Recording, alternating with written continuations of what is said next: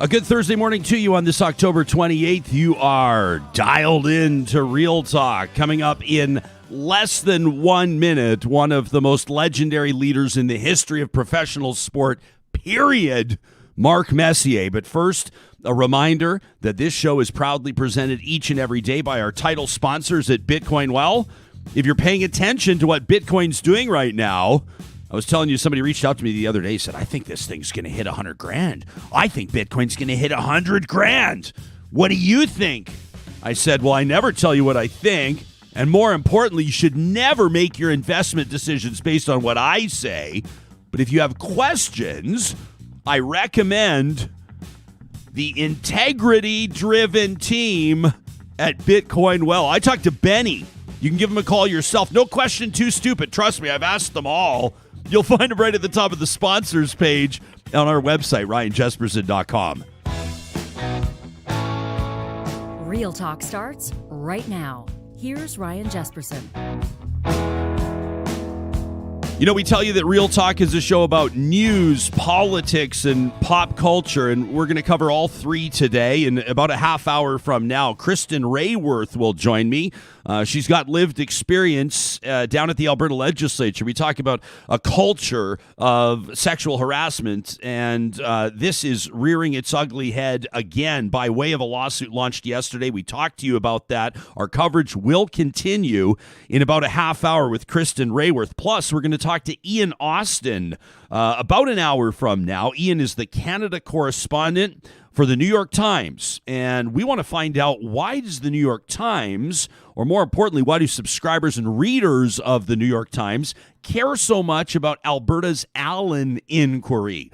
Of all of the stories that Ian could be assigned to, why was he assigned to talk about that?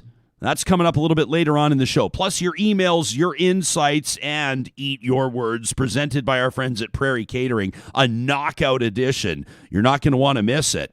But speaking of New York, what a thrill it is to kick off this morning's show, a one-on-one conversation with the guy that has literally written the book on leadership. Mark Messier, a six-time Stanley Cup champion, one of the all-time great, not just Edmonton Oilers, not just New York Rangers, but one of the all-time great leaders of all time in the history of sports. So much so that the National Hockey League named its leadership award after him the year he went into the Hockey Hall of Fame in his first year of eligibility, making his Real Talk debut.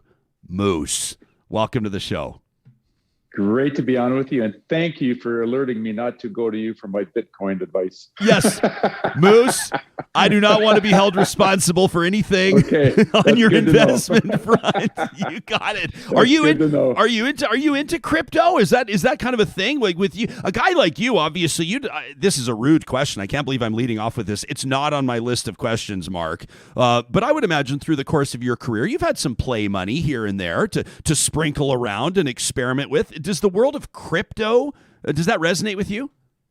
Well, I don't really like to invest in anything I don't know much about, but I do dabble in it a little bit just because it's so fun, and you can do it from home. But I got a little bit of Doge.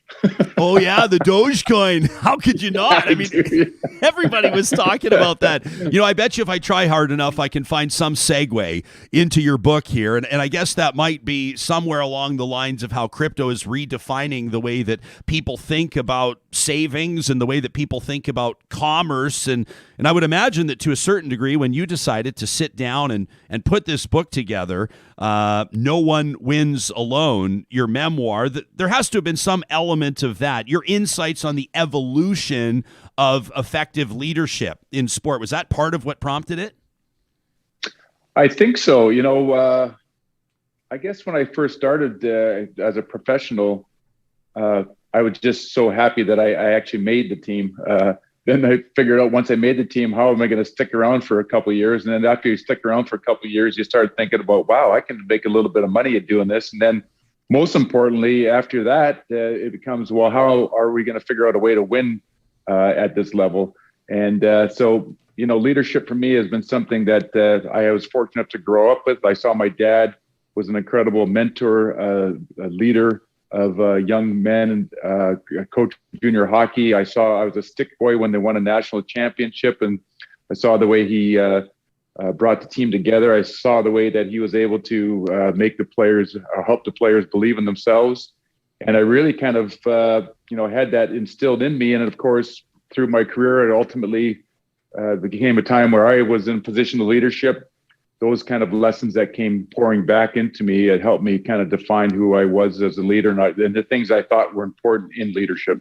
You could say that you did find a way to stick around for a little bit when you retired. Right now, Jaromir Jagr found a way past you. You are the third all-time leading scorer in the National Hockey League, and to this day, still the only person in National Hockey League history that's ever won a Stanley Cup as captain with two different franchises. Your dad, Doug, full disclosure, Mark, this interview might be a little bit different than one you might do with the New York Times or with ESPN because, of course, our studio is in Edmonton, Alberta.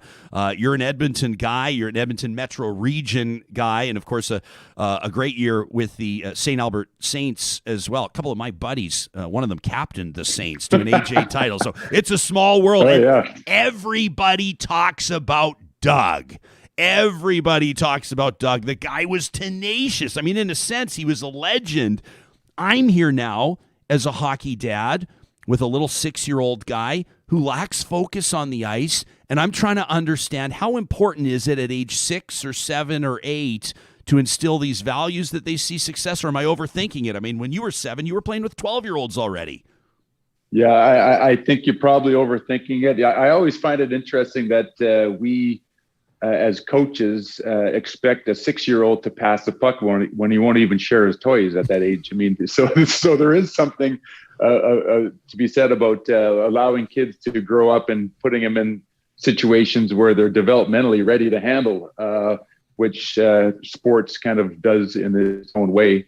But I think, for me, Doug, it was incredible to see my father mentor these kids. They loved him. They loved him because they trusted him. They loved him because he was honest with them. He could be forthright. They knew that he wanted the best out of them. And part of leadership, as Abe Lincoln said, is no man can govern another without his consent. Basically saying that you have to earn the right to be for the people to allow them to lead you or for you to lead them. And I think that's what my dad was able to do. Those kids loved him because of that. They allowed him to lead them. They allowed him to mentor them because they trusted him. And that relationship that he built with them is a huge part of leadership, is that interpersonal relationships. Mark, I think it's fair to say the entire hockey world right now is rocked with this story out of the Chicago Blackhawks organization. And we're going to talk about this a little bit more after you and I talk, but I'm curious to know your interpretation of this. I mean, in the context of leadership, what does leadership look like right now? And maybe where did you sense the breakdowns? But I mean, let's talk about Commissioner Gary Bettman. Let's talk about the ownership group, the Wirtz family with the Chicago Blackhawks. Let's talk about some of the questions that the Blackhawks captain, Jonathan Toews, is taking right now. How are you processing this story out of Chicago? Well, first of all, I think you got to start with, our heart just breaks for Kyle. I think it always starts there. No boy or girl or man or woman should have to be subjected to that. I think it was a failure of leadership from every aspect. I think the thing that really disturbs and disgusts everybody is how this perpetrator was able to leave Chicago and go join another team without being flagged somehow. And I think that's just so unfortunate and could have been stopped. When you look at pictures of Mark Messier, I mean, maybe with the exception of the time you spent with the great one in Edmonton, but for the most part, I mean, you're wearing the C. I mean, you're the captain of the team all the time. I mean, maybe the most iconic one. I'm not going to ask you to pick your favorite cup or anything like that unless you'd like to, but there you are in New York wearing the C again. Were you always the captain? I mean, when people look at you and think leadership, I mean, they named the freaking trophy after you, Mark. I mean, did you know at 7, 8, 10, 12 years old that leadership was a thing? Well, I wouldn't say at 7, 8, 9, 10, you're thinking about leadership so much. I know we had a captain on my Mike team. We had a captain on my Pee Wee team. We had a captain on my Bantam team. I wasn't that guy for sure. I was always playing a little bit younger, but I did see what leadership looked like. I keep getting back to my dad because coaching junior hockey when I was a stick boy at 14, being in there in the dressing room, listen to his, speeches to the team, watching how he spoke to the kids on an individual basis and the way they looked up to him. So I knew what leadership was later on. I also had great leaders that I learned from. Ron Chipperfield, our first captain ever for the Edmonton Oilers, was an amazing guy. He treated us as rookies so great. Al Hamilton, Lee Fogelin, who was an experienced guy who Wayne eventually took over as captain, selflessly gave Wayne the captain because he knew it was the right thing to do for the team. And then of course Wayne, and the way Wayne brought everybody into the circle, and the way he made everybody feel good about themselves and important and all that. So you learned a lot along the ways. I was fortunate to have great character, great people, great players around me to help me when I did become captain. And as the book says, no one wins alone. Well, I can tell you, nobody leads alone. You need everybody in help and leadership. Mark Messier, our guest, if you're just tuning in, live streaming this on the Mixlr audio app. They call you Mr. Guarantee every once in a while. I mean, who's going to forget it? I remember it as a fan. Your Rangers are down 3-2, Eastern Conference Final, 1994. Most people know the story. You guarantee that your team will beat the New Jersey Devils in Game 6 to force a Game 7. You go out and score a hat trick. You win the series, you go on to win the Stanley Cup, the first in more than 50 years in New York. Can you be honest with us, when you walked into that locker room, the Rangers locker room, after guaranteeing a victory, what did your teammates have to say? That was a rough morning. Brian Leach said it best when we rode to he always picked me up to go to practice outside New York City there, and he just, in his deadpan way, he goes, I guess we're going to win tonight. So but I think at that point there, as a captain, you're always taking the temperature of your teammates, the overall morale of the team collectively as a team, and as individuals. You want to make sure everybody feels good about themselves. And the number one important thing that you have to have in order to win and be successful is belief. You have to believe you can win. And I wanted our team to make sure that I believed we could win. We had proven it every game against the Devils that year during the regular season. We beat them 6 times. We found ourselves on the wrong side of momentum in that series, but I knew we had the team to win the Stanley Cup from my experiences in the past. I knew we could beat the Devils. We had proven it. I knew we could beat anybody in the West. We had a better record. We've had to figure out a way to play better. And the first step of figuring out a way to play better is believing that you can do something or overcome anything.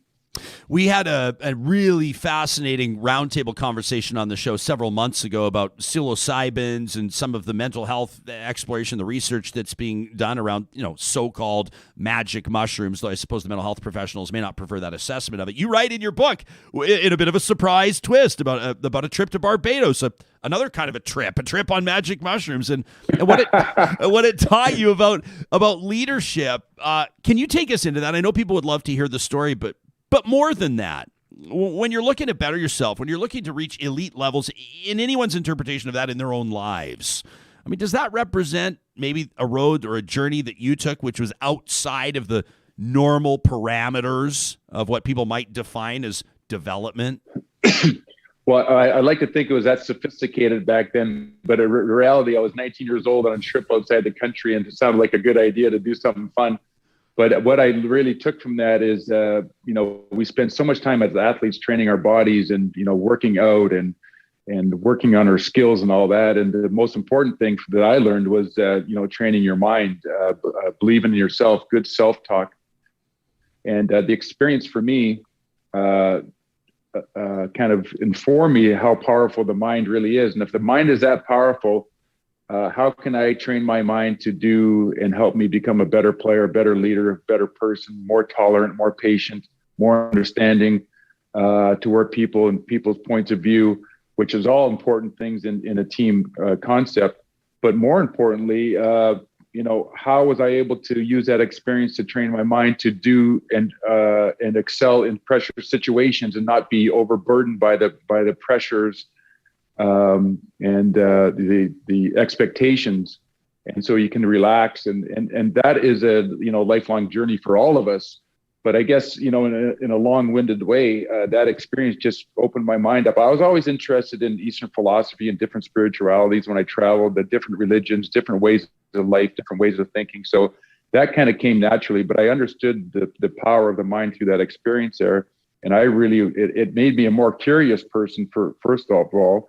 And if I wasn't going to play the sport, which I wanted to be good at, I would say I was a good skater. I had to develop skills at the pro level because I started so young. But I realized that there was going to be more to being a great player than just my athleticism and my ability. I needed to think differently, and that experience allowed me to believe that there was more there if I explored more inside myself.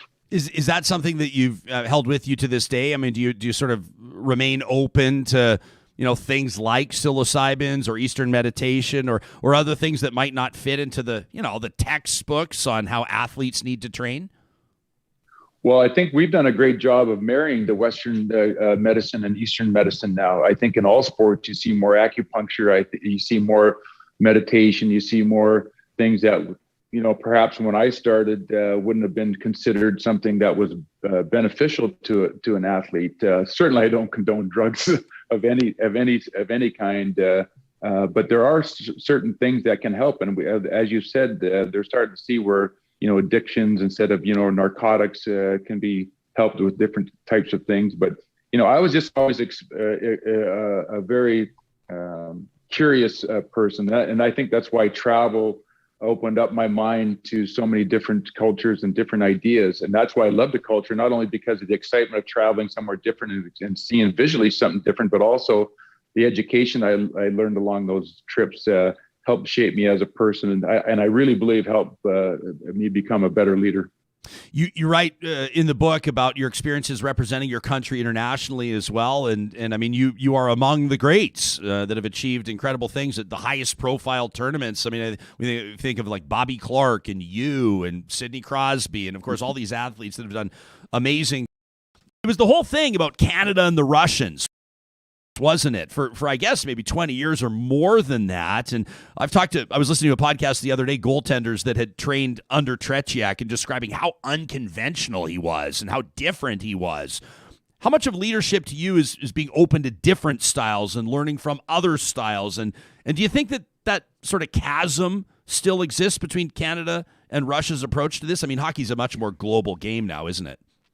Yeah, it's a much more global game. And back then, we didn't have a lot of Russian players playing in the NHL. So it was still kind of us against them. It was the two superpowers of hockey trying for supremacy of who was the best country for hockey. And of course, us in Canada believe we were. So I think the 72 series really was an eye-opener for us. And we were lucky to get out of that with a win. Thank for the heroics of all the players, and certainly Paul Henderson. Years later through the Canada Cups and, getting just completely annihilated in the 1980, or I think it was the 1980 Canada Cup, I think 8-1 in the final.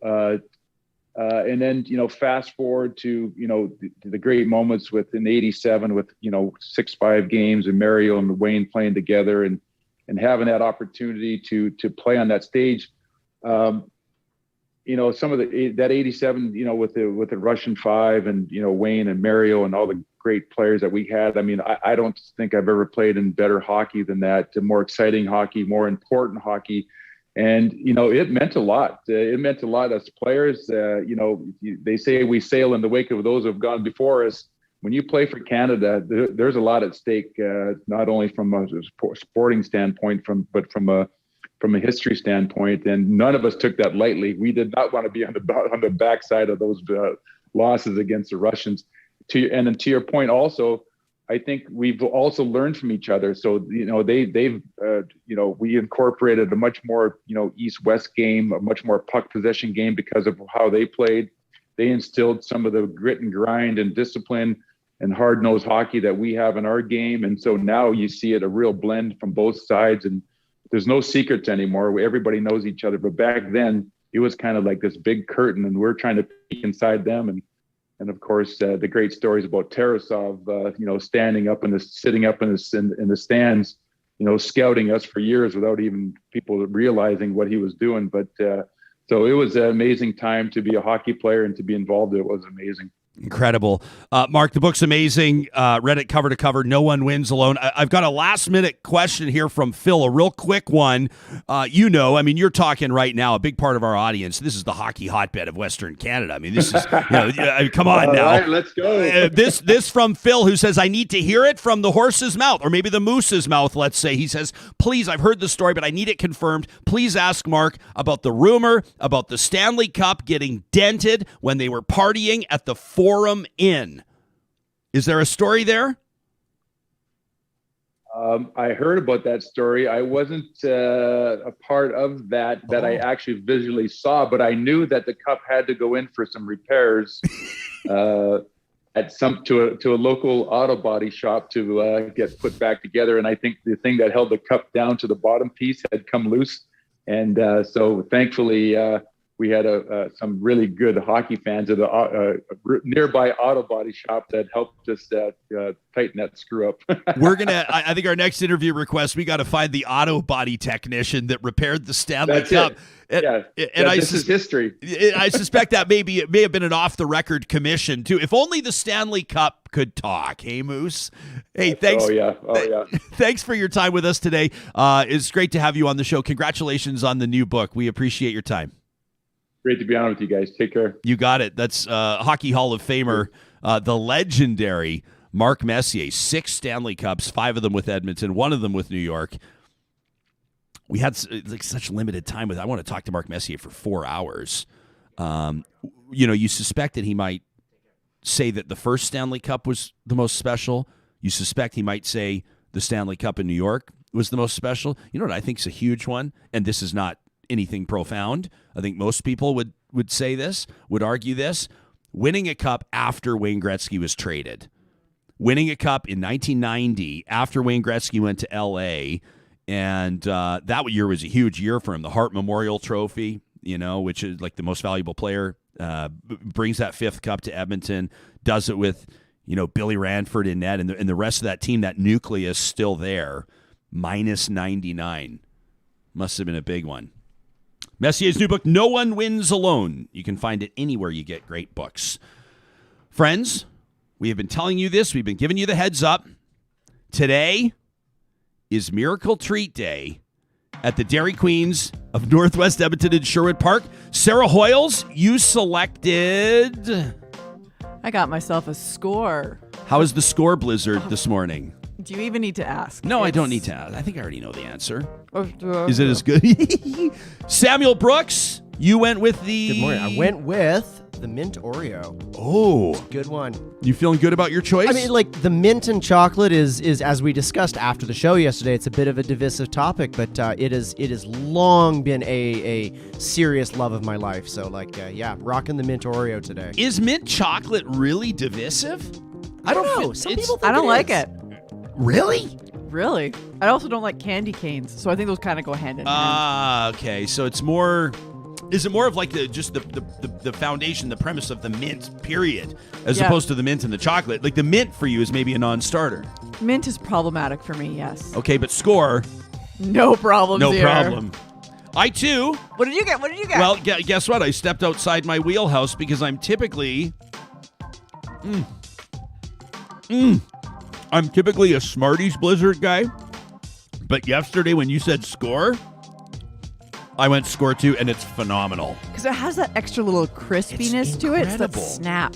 I'm going to be crushing Blizzards all through day. the show today and into the afternoon. The Dairy Queens in Palisades, Nemeo, Newcastle, Westmount, and Baseline Road today are taking all of the proceeds of Blizzard sold, not just the profits. There's no asterisk here. They're not trying to get all cute and donate like 10 cents from every Blizzard. They're donating every single cent that you spend. In other words, they'll take the hit. They don't look at it that way. They're proud to do it. They do it each and every year. The entire amount you spend on a Blizzard, they're going to send to the Stollery Children's Hospital. You know, these groups have topped out over the $1 million mark. These 5 Dairy Queens in their donation to the Stollery. I have no idea. Yeah, it's absolutely incredible. More than $1 million in past years. Palisades and Mayo, Newcastle, Westmount, and Baseline Road are thanks to them. They sent, I don't know if this is actually a thing to say too many. They sent us too many Blizzards. And we don't have enough neighbors in our studio space, which just means that we're going to have to keep blizzards in the freezer. Darn it. Which means we're going to have blizzards for the next number of days. But I also don't think that blizzards are intended to be kept like in the freezer forever. Right? They're sort of like intended to be enjoyed right after they've been blizzarded. I would agree they are better fresh, but I have frozen many a blizzard in my days, and they're just fine a couple days later. But do you have to do you like when you pull it out of the freezer, you kind of leave it for a few minutes and let it get just the tiniest little bit? You got to. I mean, it's soft serve. It's not hard ice cream. So like it's like a brick when you hit it with that spoon if it's completely frozen. Yeah. But it's still good. I still recommend them fresh. Oh yeah. Yeah, like when I order them and if I'm doing the drive-thru, I have to pull over immediately. Like I don't even leave the parking lot. I'm just like rah, rah, rah, rah. Lisa says chocolate and pretty much anything works for me. Jeremy suggests blizzards for breakfast. I think that's a great idea, Jeremy. He says brownie batter or Smarties for brownie batter. That sounds like another good one. And let's see here. I mean, Real Talkers are chiming in. When it comes to the best blizzards, yeah, Kim says, yeah, you gotta have them right when they happen. Cindy is a Smarties blizzard gal. Tracy says, remember, do not leave the plastic spoon in your blizzard when you put it in the freezer. Jason says, I miss when they had Reese's Pieces blizzards. That's the best blizzard ever. Is that like one of the seasonal ones? That must be. Because, Sam, I know that you wanted, you kept it classy there. You didn't allow the disappointment to wash over you when you realized, because you had originally requested. Asked for Kit Kats. And unfortunately, that's a seasonal. It's just like, what's the word I'm looking for? It's just like they drop it in. It's like a feature blizzard. It's like a pop-up blizzard. And then they take it away. Yeah. Keeps you coming back. Kind of like these tiny little... But when you start talking about blizzards, what do you want us to do? Joe says the drumstick blizzard is next level. What? Alicia's wondering if anyone remembers Hawaiian blizzards. What? And Jillian has some sort of fancy microwave with a soften setting. You can set it to soften ice cream. I'm just realizing that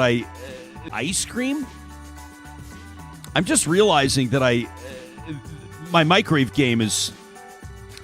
See, my brother and his wife got rid of their microwave. They're like, they live very healthy. They live very healthy lives, and they look like they live very healthy lives, if you know what I mean. In other words, it pays off.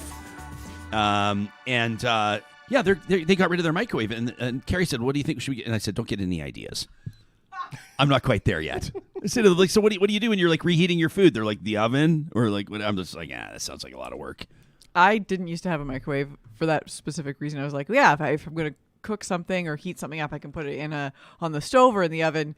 And then I moved into a place that had that microwave already installed, and I was like, okay, I can get behind this. And then I'm back. I'm back on the train. Well, once you're there, because the convenience, you realize the convenience, and then, what are you going to do? But it's like you talk to people that grew up without a TV set in the house. And TV set, what am I, like 95 years old? Do you have a TV set? But, it's the same sort of a thing. You may not miss it if you never had one, but then once you have one, it might be difficult to get used to it, to life without. All right. So we've had some fun this morning, obviously. Amazing to talk to Mark Messier. You tune into this show probably for varying reasons. You maybe tune in to get up to speed on news events of the day, for political insight and analysis, to have a few laughs along the way. And, of course, part of that is because we sink our teeth into the serious stuff. Yesterday is essentially as the show is wrapping, because we do this live, 10:30 Eastern time, 8:30 Mountain time every morning for a couple of hours.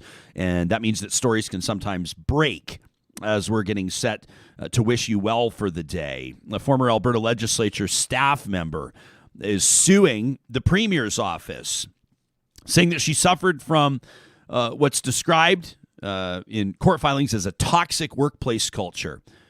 She alleges that she was fired as retribution for speaking out about the problems that she saw there. Now, we've been able to review the details of this lawsuit. The allegations made in Ariella Kimmel's lawsuit include sexual harassment and heavy drinking by ministers and staff in the legislature offices. Keep in mind, Albertans, these are where extremely important decisions are being made. These are public servants.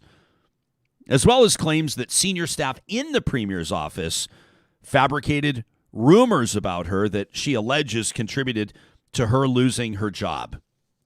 Kristin Raworth is certainly a prominent advocate for survivors. She herself, a survivor with plenty of experience in political circles and in particular conservative political circles in the province of Alberta, kind enough to make time for us this morning. In fact, making her Real Talk debut. It's nice to see you here. Thanks for making time for us and for being willing to speak. Thank you for having me. Kristin, when this news broke yesterday, I think it was shocking to a lot of people for obvious reasons. It's extremely troubling, but I was struck by the number of private, confidential, off-the-record messages that we received, more than 10 of them from reliable sources that said this is nothing new and this is not the only circumstance. How did this land in front of you? What were your first couple of thoughts? What went through your mind when you saw the details of this yesterday? I mean, I think anyone who has worked in politics, this is not a surprising thing. This is not a new thing. I don't know one woman who works in politics who hasn't experienced something like this, unfortunately. And we all know that it's not a partisan issue. Like, this isn't a UCP issue. This is a political issue. And this is something that happens again and again and again because of the culture, and we allow it to continue by making the careers of the politicians more important than the experiences of the staffers. And people get minimized and their experiences get minimized, and bad people keep being allowed to keep doing bad things. So this is something, and I had tweeted about this earlier today. I had a conversation this morning off air, but not off the record, with UCP MLA Leela Ahir, who said the same thing to me that you just said. She said, hey, listen, she said, our party certainly has its problems. She said we have a real problem at the top. She prominently and publicly called for the Premier's resignation yesterday, the leader of her party. She's persona non grata, I think, right now within the Premier's office, it would be safe to say. But she wanted to reiterate the same point. She said, I'm not looking to deflect attention away from the UCP, but she said this issue is bigger than the party. And you've just said as much yourself. How long did it take you to realize this? When you started getting involved in politics as a young person, I would imagine optimistic.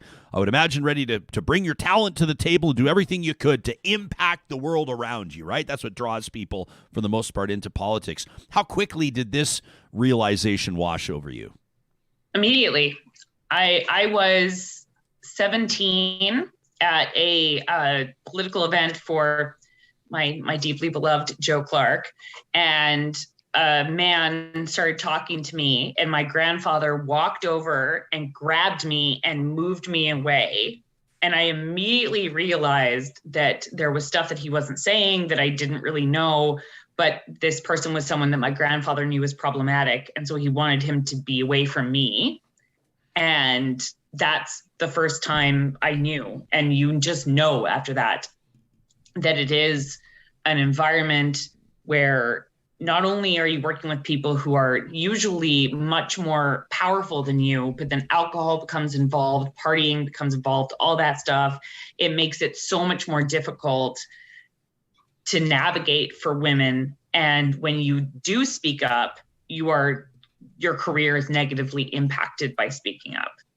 So, I mean, I knew immediately, and I think we all do, to be honest. I think everybody kind of senses it almost immediately. I don't want to assume that everybody that's going to be watching this show or that's going to download the podcast later is familiar with your story, but you've certainly been an open book in describing not just your experiences but also the spin-off impacts and the effect that it's had on your life over a period of time. I'm not sure how much you want to talk about that, Kristin, but I'd be grateful if you could provide some perspective, some background to this tweet that you sent out a couple of days ago. It was late night on Tuesday. You said, coming forward takes a lot of strength. You said, I chose to use my name, and I wish I hadn't. You said, it's completely changed my life, my career, my relationships, My entire life is completely changed. It's negatively impacted me forever, and I wouldn't do it again. Can you? Yeah. So dig into that? I sent that in response to the fact that a certain individual whose name I don't want to give any more credence decided to dox the woman who came forward about Sean Chu. And he chose to publicize her name despite the fact that there's a ban on publicizing her name. And she was also a minor at the time, which makes it even more terrible that that awful individual chose to do that. I came forward about Kent Hare. It's been about 5 years, I think, almost, since I came forward about him and around the sexual harassment that I experienced. My allegation was deemed credible by an independent investigation that was put forward, and then he was kicked out of cabinet as a result of that. I live with that decision every day. I have to, and I don't mean to sound dramatic, but that's my career has been negatively influenced by that. I go on dates with people and they will reference that if they remember who I am and they see my name. Deciding to put my name forward has really been a difficult negative impact on me. So I understand why people don't want to come forward. I understand why my DMs are full of probably the same people DMing you, telling me about things that have happened to them, and they don't want to say anything because nobody wants that to be the thing they're known for their whole lives. You want to create change, you want to impact change, you want to make a difference in the world. And I mean, I remember, Ryan, the first time you and I ever talked was around this issue. But you don't want that to be your entire identity. Right. When you come forward about someone in a position of power, that is frequently what happens. Well, and I think that, to state the obvious, for example, Ariella Kimmel as an example here, showing, I think, great courage.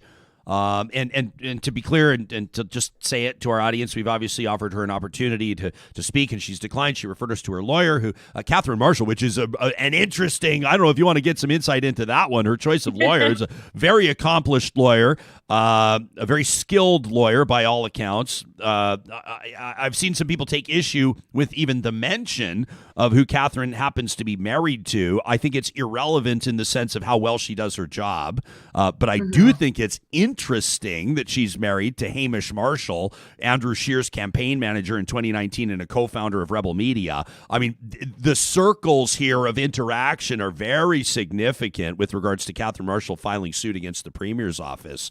But the point is, when Ariella's name is Googled now, I mean, she's got a body of work. I've never worked with her. I'm not too familiar with her, but I've received glowing accounts from people that have said she's been an incredible asset to this party. She's worked with the Premier on and off in different capacities for a decade. To get to a point where it had to come to this, a lot of things had to happen and probably happened behind, or not happen, with regards to proper supports behind the scenes. When you were in this position, Kristin, what would have represented meaningful support to you, and what would you like to see from Premier Jason Kenney right now? What I want to see is an actual sexual violence policy that we can actually see and is tangible and exists within the Legislative Assembly of Alberta. We do not have one. And that, to me, is deeply problematic and is part of the reason why Ariella had to go through this, because she didn't have a process that they could follow. That is something that needs to exist. I think that when we have these policies, that's one piece. But the other part of that is also actually honoring them and ensuring that we will not keep putting politicians ahead of the people that they hurt. I understand that you want to keep a seat, but I really don't think Devin Dration's seat is at risk. So punting him for his behavior should not be a difficult decision.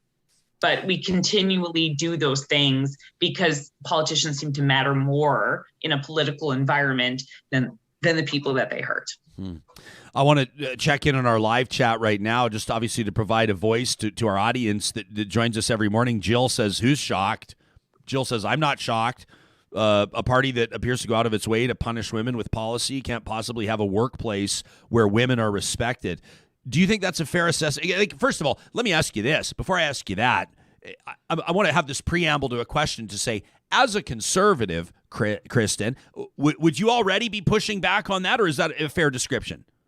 I think that it is unrealistic to say that this is a conservative issue. I'm not implying that at all. Absolutely not. Right. I don't want to imply that at all. Yeah. And I think so when you see these comments, and some of them have been so hyper partisan around, oh, well, of course, because the UCP are this and they're that, it happens in every political party. And one of the ways that we could be better at addressing this is if we call it out when it happens in our own camps, which is one of the reasons why I've been so vocal in the last couple of days around this issue, because it matters to be someone identified with the party, speaking out about things that happen within that party. That's exactly what I was getting at, and I appreciate you putting it that way, in our camp, because that's the point I wanted to make, is I do think it's more meaningful when you feel like you've got skin in the game, when you have an interest in that party's success, you care a little bit more, right? And let's be clear, I mean, we don't have to look too far back. I mean, there were allegations of sexual harassment, sexual malfeasance within Rachel Notley's NDP caucus. Mm-hmm. And you talk to a lot of people, and the feeling there is that it was not adequately handled. I've spoken to Ms. Notley at the time she was the premier about it. She doesn't share that view. She believes that the party handled it, but I think it reiterates the point. This is not a conservative issue. And I don't mean to imply that it is, and I'm not implying that it is. But I wanted to get to Jill's comment, because she says this is a party that goes out of its way to punish women with policy. And as a conservative, I'm curious for your response to that. I think that part of the issue that has always existed around sexual harassment in politics is that it's an old boys club. It's always been that. And there is a difference, I suppose, a little bit within the NDP. It's not as much that way, but that when that exists, then you are always going to have issues like this. So it's not necessarily about the policies that the party puts forward. It's more about the fact of who is in a position of power, who are the people who are able to address this and speak to this and talk about this. And when you read the story, it's not just the premier's office. It was Jason Nixon. It was a lot of people, mainly men, in positions of power who made decisions that negatively impacted survivors. And I think that we need to look at the way that our political structures work, because it shouldn't just be men, and it shouldn't just be a situation where women there's one woman who gets to talk for like 5 minutes, and then they're like, oh, look at us, like giving a lady some time. We need to like actually empower women in politics. And I think that is one thing that is lacking in our current government structure. One of the, and I referenced this earlier, one of the things for me yesterday that's, it's tough right now because, Kristin, if you and I were out for a coffee, this conversation would be very different if it was an off-the-record conversation, because we could open up our DMs and we could show each other and I could show you the emails. Well, I wouldn't do that. That'd be a betrayal of trust. But you get the point. Multiple messages from people, credible people, saying, Jespo, you got to stick on this. You got to keep covering this. You got to keep talking about this. This is way bigger than what people are being told right now. And that's a tough thing to reconcile, as not just as a commentator, but as a human being.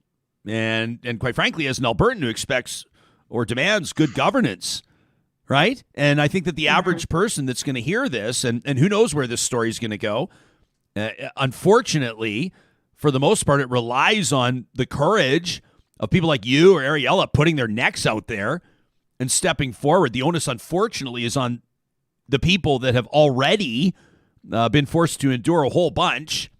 But I don't know how the average person is supposed to reconcile what's being alleged right now. I mean, I think part of this, too, is that this is within the context of last week with Sean Chu and the story around him, and the fact that now a man who, as a 34-year-old police officer, assaulted a 16-year-old girl is a city councillor. And then on top of that, we're dealing with the stuff around the Blackhawks. It has been a very intense time for survivors, for people who've experienced sexual violence, for people who maybe now is the first time that they're actually starting to see that this is a deeply pervasive issue within the world that we live in. And I think, all I can say to people who are probably really frustrated and really mad, you're right, like our DMs are probably quite an exciting place to be right now, is that we need to demand more. And the best way to do that is to ask your MLA. We have an election in 2023.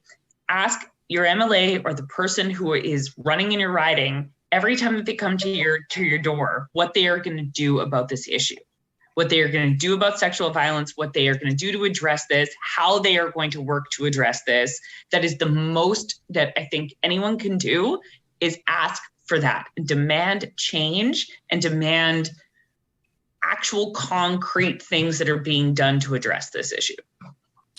I want to get back to our live chat and just, provide a voice to a lot of these audience members that are putting really important stuff out there. I mean, Joanne, for example, says, you put your name out there and it puts a target on your back. And that's why people don't come forward. And it's not fair when you're just there to do your job. Shauna says, sadly, no woman would be shocked to hear this. How else would all the abuse that Donald Trump did get overlooked? While he was elected to the highest office in the land. Shirley says this is the Monica Lewinsky syndrome. Monica's life was devastated, and Bill Clinton moved on and up. Is that the first you've heard of that? You nodded when you heard the Monica Lewinsky syndrome. Is she kind of, in a way, I don't want to say, is she the face of this? That's kind of a horrible thing. But she really, if you think about it, you want to talk about power structures, an intern and the president of the United States, there's a huge power dynamic at play there.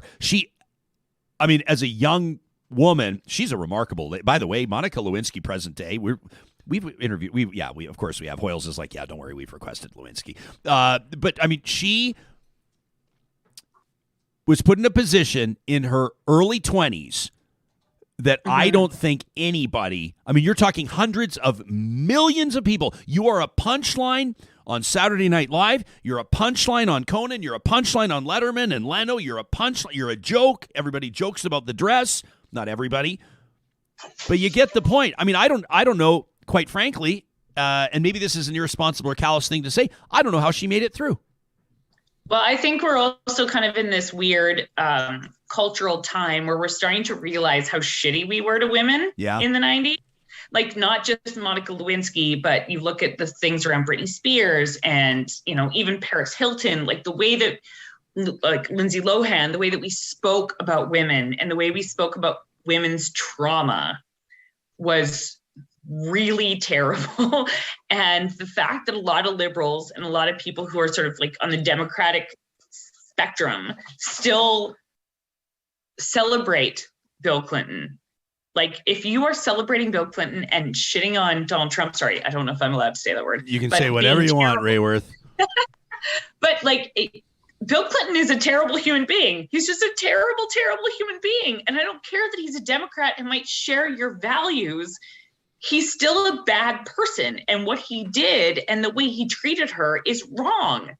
And that personifies a lot of this conversation, is that sexual violence, sexual harassment, whatever it is, it can't be a partisan issue. You can't be someone who says, I hate Donald Trump and that's bad, but Bill Clinton, or like I'm okay with Brett Kavanaugh because I'm a right winger and who knows what happened with him, but then I'm going to be shitty to someone else. Like, you have to be consistent in the way that you address these issues, and so many people aren't. And I think that is one of the primary issues that we have when we talk about sexual harassment, especially in politics. Let me ask you, I want to play a clip from Leela here, a United Conservative MLA, sort of booted out of cabinet, no longer a minister. She's prominently and publicly calling for the Premier's resignation. And I'll tee this up. You'll hear it in the background, a reporter asking her, with these allegations, with her call for Premier Kennedy to resign, why doesn't she leave the United Conservative Caucus? Why doesn't she leave to go sit as an independent? And this is what Leela Ahir had to say. Why is it a woman always has to leave? Why do I have to step down? That's the question I have for you. Why am I the one who's responsible to step down from a party, a group of people in Albertans who stood up with me to get to this place? I earned my spot here. So why am I, you tell me as a woman in media, why am I responsible to step down? Why doesn't he step down? Premier Kenney should step down. I should not have to step down or remove myself from a position that I earn. And if there comes a time that I need to move, I will do that. But I'm here to stay, sorry to say, and I will build from within something that is worthy of the people of Alberta. This isn't a UCP issue. This is a failure of leadership. She's all fired up. What do you make of her comment? So I'm just going to quickly tell a story that is connected to her. Doesn't even have to be quick, Kristin. We got lots of time. The day that I came forward about, the day after, that I came forward about Kent, I went to work and I had no idea what was about to happen. And my phone blew up, my personal phone, my work phone, my email, and it was awful. And I was like, I just didn't know what to do. And what I ended up doing was going to Leela's office. So I went to the federal building and I sat in her office, and her staff were amazing to me because she's been a friend of mine for a long time, and she was wonderful to me that day. And I went outside, and this was still when I smoked, and I went outside for a smoke with someone who worked in the UCP, still works in the UCP. And I asked her, I said, why are you still here? Like, what do you like? How do you feel about everything going on right now? And she said, I want to be able to make change. I believe in this party, and I believe in my ability to create change from within. And if I left, I don't think I could do as much good as I could from within. And I think that's very much the way that Leela sees things, is the idea that she wants to create change and make this party what she believes that it can be. I don't know if that's realistic necessarily, but I think that's her hope. And I know she's coming at this from a place of deep belief in what she believed the party could be, I think 4 years ago, when it was created, whenever that was. And I appreciate that and applaud what she's trying to do, because Leela is a wonderful human being. And I don't think it's just about the premier. I think it's about an institutionalized issue, and if he left tomorrow, that wouldn't make this issue better. It would still be there, and it would still be problematic. It's not a Jason Kenney problem. It's a politics problem. Or maybe it's a problem with both. I think that there's a real leadership deficit. This is my personal opinion. Leela, in our phone call this morning, and by the way, she's agreed to do an interview on Real Talk, and I suspect that will be a fairly high-profile interview. Could be as early as tomorrow morning. We're working behind the scenes on making that happen.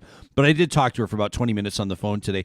She described the United Conservative Party as an arranged marriage, and she said that if you talk to anybody whose culture would provide perspective or context for an arranged marriage, they'll tell you that it requires a lot of work. And she's not convinced that under this leadership that work is being put in for this arranged marriage to work. I thought it was an interesting metaphor. I mean, I think anyone who has been even slightly connected to conservative politics knows that this has always been the struggle, right? Like it's a struggle federally. Like you see what's happening now federally. Like it's this big, struggle between social conservatives and non-social conservatives and fiscal conservatives, and all of this stuff. And how do you make that work? And, I've seen a lot of people, for example, with Aaron O'Toole and Aaron O'Toole's approach during the election, and criticizing him for basically being a liberal light government. And how do you, but at the same time, how do you as a conservative government appeal to people who are more and more and more progressive in their social views and the way they want to see the world, And I think that is always going to be the struggle. And COVID has just made it much more apparent for the Conservative Party, both federally and provincially, how difficult that is, right? Because federally, you have people like Leslyn Lewis tweeting about how don't vaccinate your children. That's terrible. It's a very difficult thing, I think, for Conservatives right now in how they manage that. Yeah, you and I could have a whole separate conversation, we could go end this chapter, turn the page, and then you and I could start talking about small c conservative politics in Canada and how people feel, because I think that, there's been a good reason why there's been two or more conservative political parties in Alberta for the better part of the past number of decades. There was a reason why there was a federal progressive conservative party and an upstart grassroots, Reform Party, Canadian Alliance, that sort of a movement, because people have different perspectives and different priorities. And in so many ways, as progressive means different things to different people, conservative certainly means different things to different people. Yeah, and I think too, I've heard a lot of the things that you've talked about on your show and continually talk about, you're probably centrist is a dirty word, but I think you do sort of sit on that medium, right? In the way that you frame things, the way you talk about things, even when you talk about private healthcare. And I think a lot of people sit there, they just don't know where to place themselves. And right now things are so, for lack of a better word, gross politically, because everybody is so mean to each other, and you can't actually present an opinion that is different than the presiding opinion without getting yelled at. It just becomes a very difficult time to have a nuanced discussion on things that are complex. And that is one of the most difficult things I think about being politically active in Alberta, is you either have to be 100% one thing or 100% one thing. And if you were in the middle, then that is not acceptable to a lot of people, unfortunately. What would you say to an individual that would suggest that there's got to be consequences to some degree here? Obviously, this lawsuit was just filed. The government takes the privileged position, although I, to be honest, agree with it, that when there's legal action, they're not going to comment, and the government's lawyers will respond to this. But I do think that the Premier needs to be held accountable. I do think that Minister Dreeshen probably needs to at some point address this. I do think that there are some public discussions that have to and that will occur, that are occurring right now between you and me, as an example. But in the context of consequences, what needs to happen in your mind? I think that I don't feel like Minister Dreeshen should continue in his position. I don't think it's appropriate to be getting drunk in your office and meandering around drunk and doing whatever you want to do and treating people like that. That is my personal opinion on that specific piece of it. In terms of overall consequences, what should happen and what should continue to happen, regardless of whether it's the NDP or the UCP in government in 2023, is a very clear sexual harassment policy in the Legislative Assembly of Alberta that people feel like they can rely on and look on and trust. And what we also need is to know that staffers are not going to have to be secretly DMing people because they are so afraid of coming forward about things that happen to them because they don't want to lose their jobs. That is completely ridiculous. And that's what I've experienced the last 2 days. Is my DM, it's full of people who are just scared and unsure of what to do with themselves. And that should not be realistic. So, we can get rid of Devin or whoever, but that doesn't change the ultimate thing, that is the structure needs to change so that survivors are valued and their experiences are valued and their truths are valued, and they are having to be worried about their jobs. Natasha Kornak's been on this show before, and she put a big vote of confidence in you. I spoke with her yesterday. I said you got to come on. I said, come on with Raworth and let's put a panel together. She goes, Raworth's got this. She says she's a boss. She's got it. But Natasha, a former United Conservative Party staffer herself, tweeted yesterday, rest assured that this is not the only story like this from the legislature. There's an epidemic of harassment and sexism there, and in all of our political institutions. There must be accountability. Also, the level of courage it takes to come forward publicly like this is huge. Never forget that. That from former staffer Natasha Kornak. When you talk about, I mean, if you were to, you imagine these buildings, they're building a new stadium downtown somewhere and they blow up the building that's there, foundation and all. They just hit that button and boom, it implodes. I mean, what would be some of the tools or steps or meaningful actions that leadership could take, or even at the grassroots, that party members could demand, or that civilians, let's say, generally speaking? What do you think would be a few things? We always ask people for this call to action, right, as part of an interview. What should be on people's radar here? So first of all, like I said earlier, it is extremely necessary that there is a clear sexual harassment policy within the Legislative Assembly of Alberta. So that's number one, and that needs to happen. But beyond that, my fear with these stories is always that people will forget. So in a week, people will okay, well, it's done now and I don't care anymore, and on to the next thing to be upset about. But we have an actual incredible issue around sexual violence in this country. And the things that need to happen are this. We need to demand mandated sexual violence training for the RCMP, mandated sexual violence training in the military, mandated sexual violence training in both the public service, provincially and federally. We need to demand that bystander training and sexual violence survivor supports are increased. We need to ask for these things and make them matter. And one of the ways that we can do that is in 2023, when someone comes to your door and is asking for your vote, make this matter, because it won't matter unless you ask for it. People will not make politicians, God bless them, and I know a lot of them, they're delightful humans. They will not do anything unless you make it something that has to matter to them. Mm-hmm.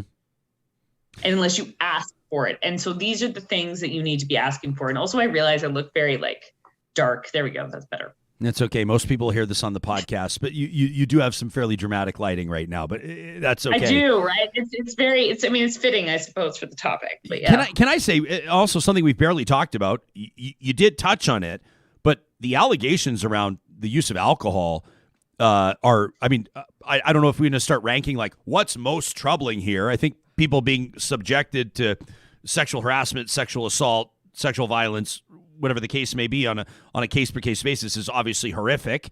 But as a separate issue, we don't need to stack them up and compare them. This isn't the first I've heard of this either. I mean, I've heard from MLAs off the record, both from the UCP and the NDP, talking about the fact that on some of these overnight sessions, people are quite literally bombed at the legislature. Yeah. There's actual partying going on. And I think that the big bottle of Jameson's on the table in the Sky Lounge, that picture that was damning for Jason Kenney to a certain degree, and part of his body of work, if you want to call it that, but it represents something. That big 40-pounder of Jameson's on the table. People I've seen yesterday saying, and let me be honest, Kristin, we've got a beer fridge here in our studio. If somebody pops in here to visit me, we'll have a tequila or I'll pour them a scotch, but we're not getting wasted. And Sam and Sarah don't have liquor open while the show's on the air. I don't either, to be clear, most mornings. But these are public servants on the public dime making public policy. This is, everybody's talking about the sexual harassment side of this, as they should be. Yeah. But the alcohol use, and I'm going to go so far as to say the alcohol abuse, should be of great concern to people as well. Yeah, so there's not to talk about another podcast on your podcast. That's okay. We're very secure here. We're very secure. But there's a podcast called Persist, which is around mental health issues related to people who work in politics. And a lot of what they've talked about is substance abuse and the issues like there are a lot of staffers who struggle with substance abuse because it's the world that we live in.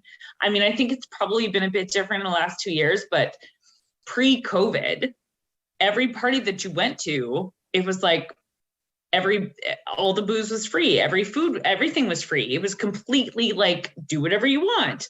And that combined with the issues of power and authority creates a lot of problems. And I think that's part of the reason why we have the issues that we do in politics, is that if you have a lot of dudes who are made to feel like they are superior to everybody, and then you feed them a bunch of alcohol, this happens. And that's what comes out of it. And I think that is something that we need to talk about. But of course, that's another part of like mental health, specifically with men, is we don't talk about that as much. And so they don't get help, or it doesn't get resolved. And so it just turns into this. And, everybody knows that this is a problem, but nobody actually wants to say anything. This is, it feels to me like, oftentimes we'll bring an expert voice or someone with lived experience, somebody that's walked a mile, so to speak, like you, on to evaluate something that happened. This feels like we're talking about something that is happening. And I mean, I know that I haven't spent a ton of time reading comments through this interview, but there are dozens and dozens of them, predominantly from, not exclusively, but predominantly from women. And the common theme is that this is an issue in virtually every industry, in virtually every workplace, throughout time. And a lot of people, and this is kind of I don't want to say disheartening part, but one of the striking elements is the number of people that I don't think have a lot of confidence that change is going to happen anytime soon. I'm not sure I want to subscribe to that. I want to believe that we can impact change. But like you've pointed out, it requires incredible courage, and it requires buy-in from people, not just at the grassroots, but people in positions of power, of course, as well. Well, and it demands, like, it's so easy to put out a tweet, and like slacktivism, I think is the term. And it's so easy to do that. It's a lot harder to ask for really tangible things that aren't as like quote unquote sexy. So for example, the Police Act is up for review right now, provincially. So send an email to Minister Madhu and ask that he include sexual violence training, mandated sexual violence training for all police officers in that review. That is one tangible thing that everybody listening to this podcast right now can do. So do that, and make sure that when a police officer is engaging with a survivor, that they will actually be trained to deal with them. That in and of itself, I'll just leave. Like, I could list a bunch of things, but if I could ask your listeners to do one thing, do that. Ask that. That is one thing. They are already mandated to have domestic violence training, but they are not mandated to have sexual violence training. So please do that one thing. That would make it's a very doable step for this minister as well, to send a pretty clear message, not just to law enforcement, but to Albertans too. Kristin, before we thank you for your time, I've got you here. You touched on this story out of Calgary. Calgary's councillor Sean Chu reelected. I'm going to say, probably largely because details of these allegations against him and this story from back in his policing days involving an underage girl, a minor, while he was in uniform at one point, while he was in possession of a firearm at one point. Voters, especially those at the advanced polls, I think many of them would probably change their minds. This is my speculation. Had they had full disclosure, it means that there's been a real groundswell of people demanding he resign. I talked to the mayor of Jody Gondek on our show the morning after the election. She says as much. She says basically the exact same thing. He's defiantly saying he will not. He says it's in the past, it's been handled, and he's going to continue to represent his constituents without stepping down. What do you make of the story, generally speaking, and where do you think it goes from here? I don't see how this guy can last. So before I get into that story, I just want to quickly say, because we might not have a chance to do this before, Sarah and I went to junior high together. So McKernan for life, Sarah Hoyles. Yeah. We should probably sing the McKernan song, actually. It was a great song. It was terrible, actually. It's super terrible. But I am not singing. I'm not singing. Yeah. Okay. Thank you. No, you're singing it, Sarah. I know you are. I know it's in your mind right now, and you want to sing it. This is not where I saw the Sean Chu question going. I'll be honest with you too about that. I know. I just had to quickly mention that, just in case I cut you off right at the end of the Okay. Yeah, I just wanted before you cut me off, I just wanted to give Sarah a McKernan. I feel like everybody should just get a McKernan moment.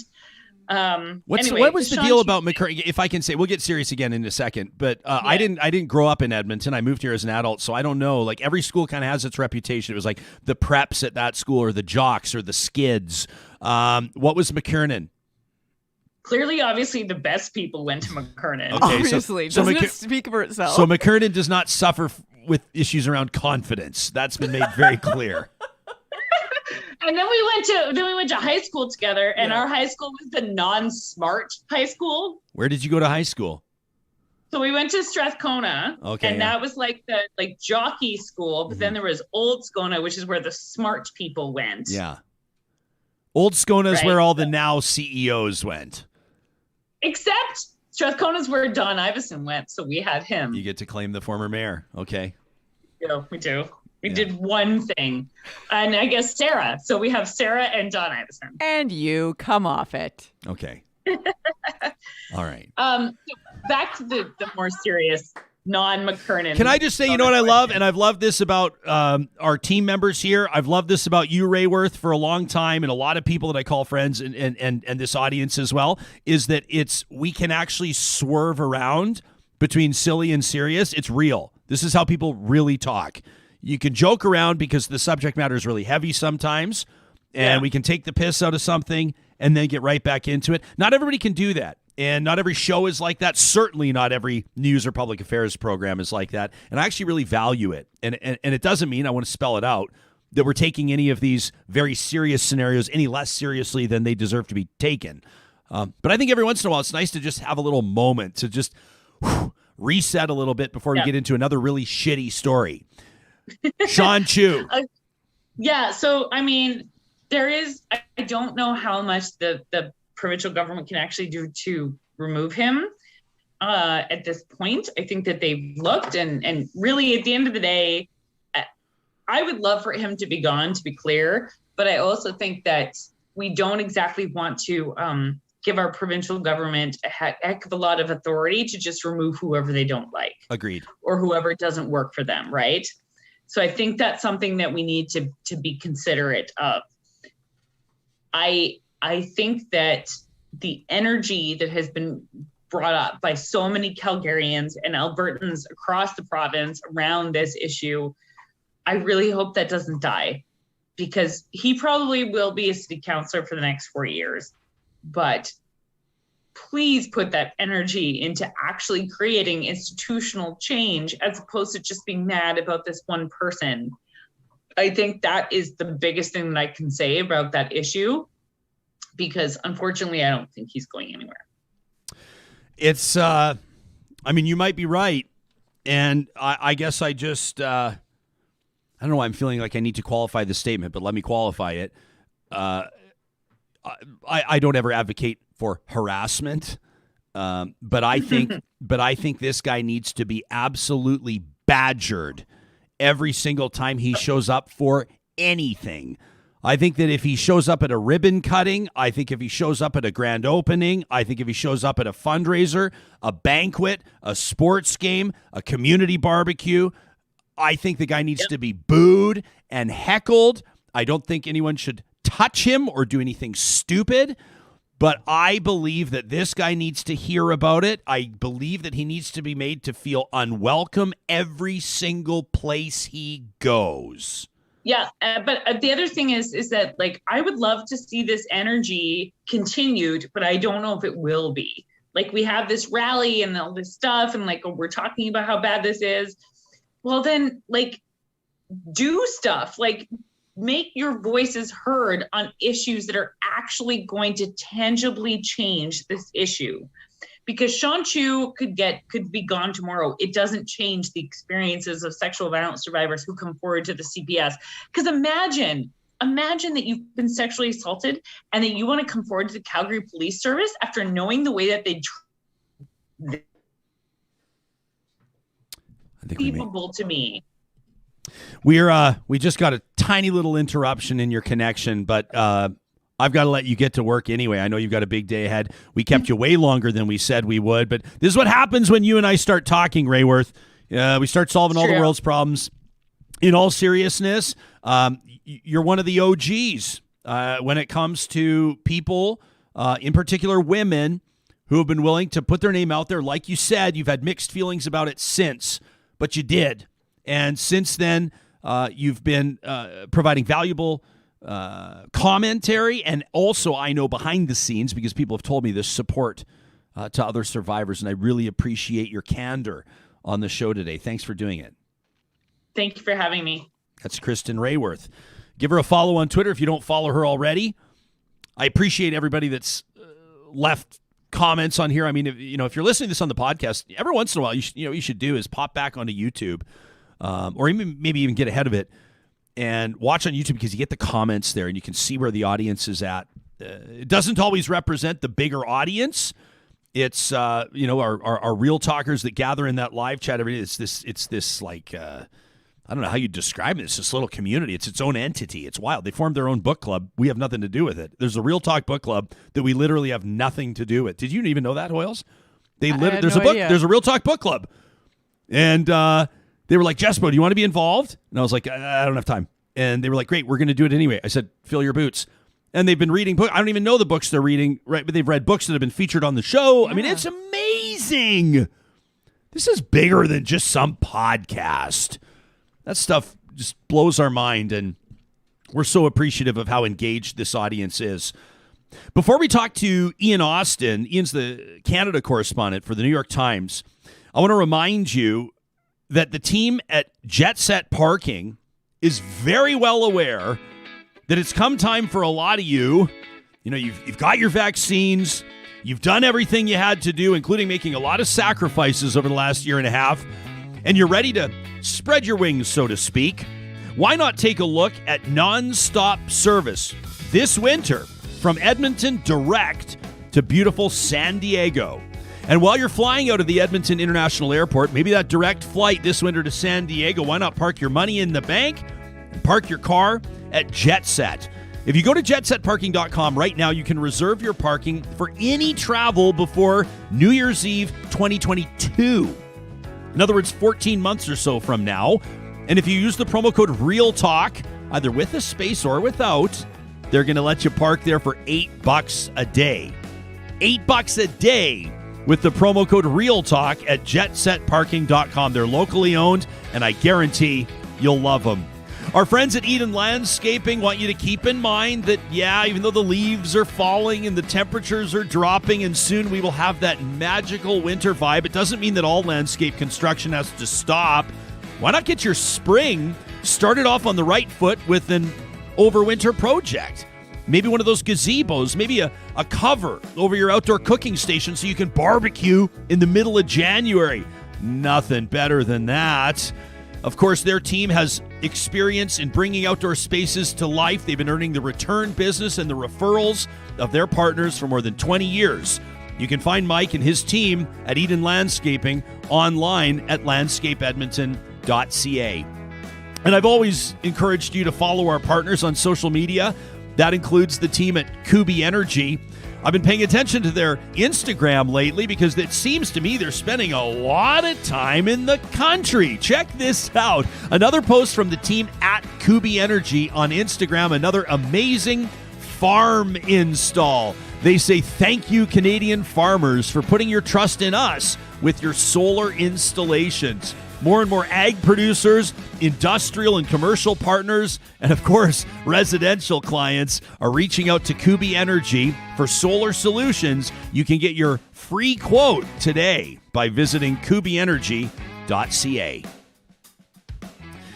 Well, you know the story if you're engaged, if you pay attention to politics in Canada, in particular Western Canada. That for the past couple of years, the Alberta government has spent more than $3.5 million on an inquiry, the Allan Inquiry, into alleged attempts by big environmental groups to landlock Alberta oil. Not to stop pipelines in general, not to keep it in the ground around the world, but in particular to put Alberta in the crosshairs. You know, if you pay attention to this show, that the findings of that inquiry were released a short time ago, and for all intents and purposes, they proved that this is not a thing. You saw it reported on all the major news sites across the province of Alberta, of course, some Canadian outlets, but this piece in the New York Times caught our attention. I mean, it's the newspaper of record on planet Earth, right? Alberta took on environmental groups, but only proved they did nothing wrong. It's written by Ian Austen, who's kind enough to join us this morning, the Canada correspondent for the New York Times. Ian, thanks for making time for us, and welcome to the show. Good morning, Ryan. How are you? I'm doing well, thanks. We're proud to subscribe to the New York Times, spend a lot of time reading it. This one kind of jumped off the screen at me. Why does the New York Times care about this? Why were you assigned this story, or why did this one grab your attention? Well, I spent a lot of time going out to Alberta and reporting from there. And of course, this inquiry was an inquiry into environmental groups and foundations based in the United States and elsewhere in the world, I guess, for that matter, and what they were ostensibly doing in Canada. So, there's some obvious interest there amongst our editors. Plus, I mean, the whole fight back thing is a very, very unusual story. I mean, not just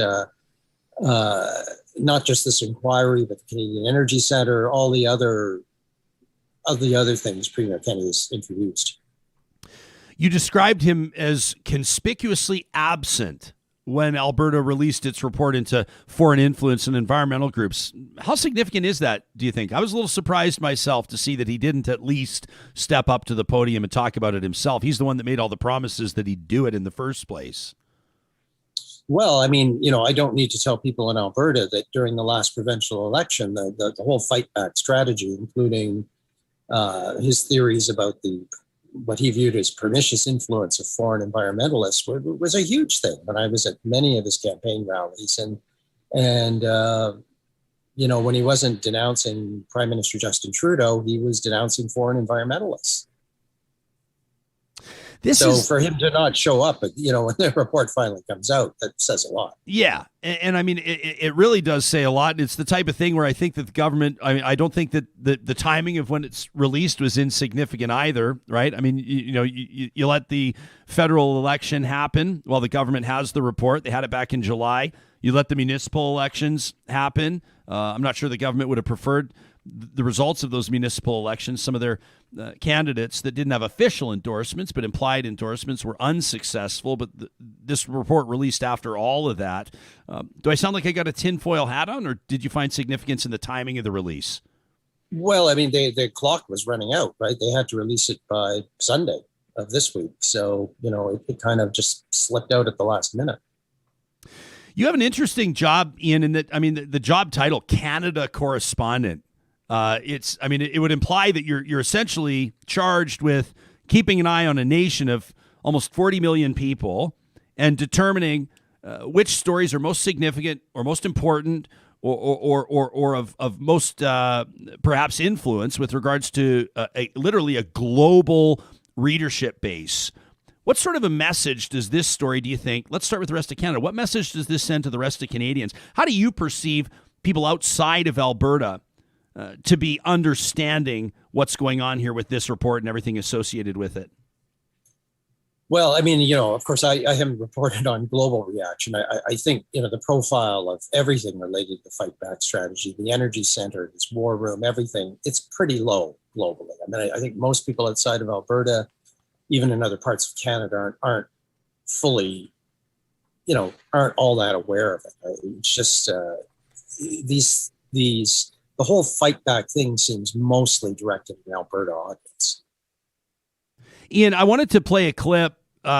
This got a lot of play, in particular the first 3 or 4 seconds. There's a news availability. Alberta's Energy Minister Sonia Savage is taking phone calls, and it comes to you.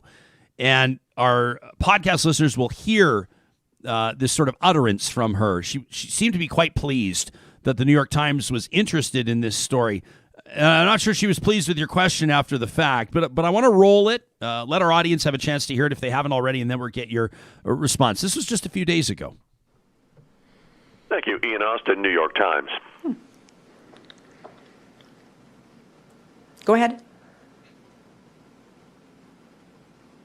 Hi, Ian. The $925 million, I'm a little puzzled. You talk about transparency a lot, but it looks like the inquiry came up with that number by doing something that any Canadian or anyone in the world can do, going to the Canada Revenue Agency charity site and adding up the numbers. So what exactly more transparency do you want? I mean, we know these groups appear at regulatory hearings, for example. Did you want, like, some law that they have to report specific Alberta things? And if that's what you want, should publicly traded energy companies and energy groups also be required to report what they spend on legal fees at regulatory hearings, what they spend on lobbying, advertising, and so on? And they mostly do. It's called No, audited they financial do not break those numbers statements. out in their report. It's called audited financial statements, and those energy companies and publicly traded corporations. It's a broad category, but there won't be specific breakdowns like you seem to be calling for. They're being asked to disclose climate risk and ESG considerations, and they are, and they're doing it because it's the right thing That's to not do. lobbying. I'm talking about. Sorry, you asked lobbying your question. marketing. Can she answer? Thank you. The corporate disclose their climate risk and their ESG considerations because it's the right thing to do. It's not because there's a piece of legislation requiring it to do that. All we're asking is environmental organizations should disclose the sources of their funding when it's from another jurisdiction and what it's used for. And the important reason on that is it's foreign funding that's impacting domestic processes, legislation, regulation, projects. It's foreign money, and I think all Canadians should be concerned. Were you satisfied with the minister's response? Kinds of things. I mean, disclosures about risk are not the same things as audited financial statements. And as anyone who's looked at any corporation's financial statements know, they have, very broad categories. Essentially the cost of doing business. They don't lay out, how much money they spent promoting a pipeline, how much money they spent on lobbyists, none of that. And it's still, I still don't understand what she's seeking in terms of transparency. They're required by the charities are required by the Canada Revenue Agency to report how much foreign money they get. And most of them in their annual reports break down what they do. And then they don't, of course, have categories that are specific to Alberta. And I'm not sure how you define that anyways. It just was it seemed a very, very, very muddled response. And as I say, I still don't really understand what Alberta's proposing that it wants from charities. I don't know that anybody does. So I wouldn't feel too bad about it, Ian, because the whole thing feels a little convoluted. I think that maybe the Premier was hoping to find something here. If he could have uncovered something, he could have weaponized it and used it as a politician would. But to me, it was more the promise to do it. It was the fact that he did it, not necessarily what the result was. You know what I mean?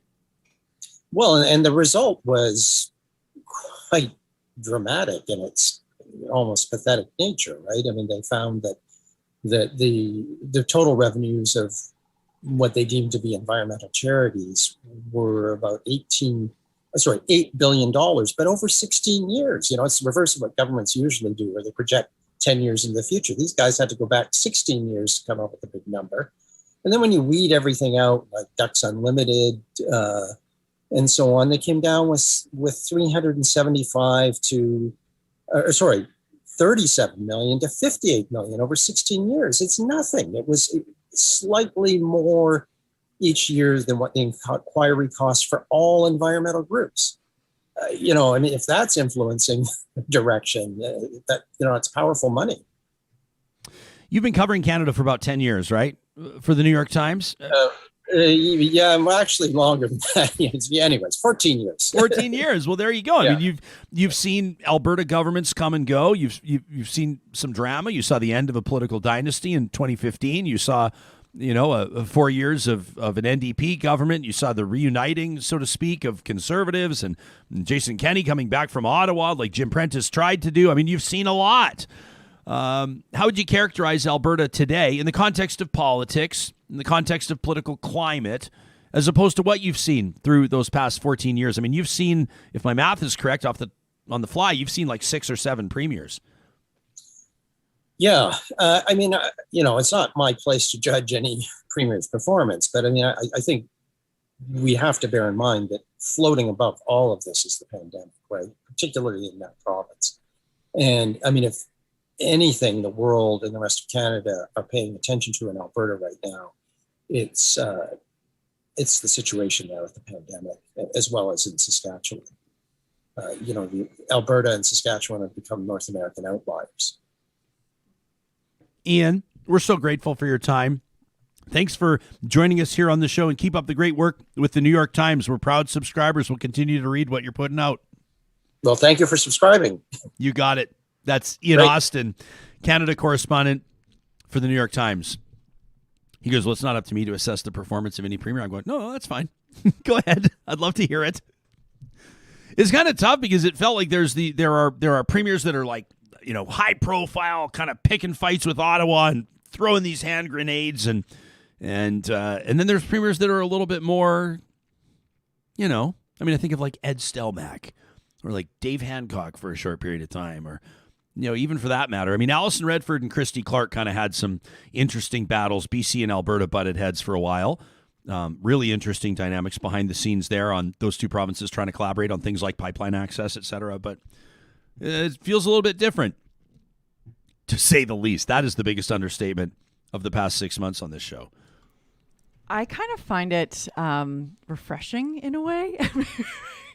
Maybe people won't appreciate this, but I just actually just letting it all hang out.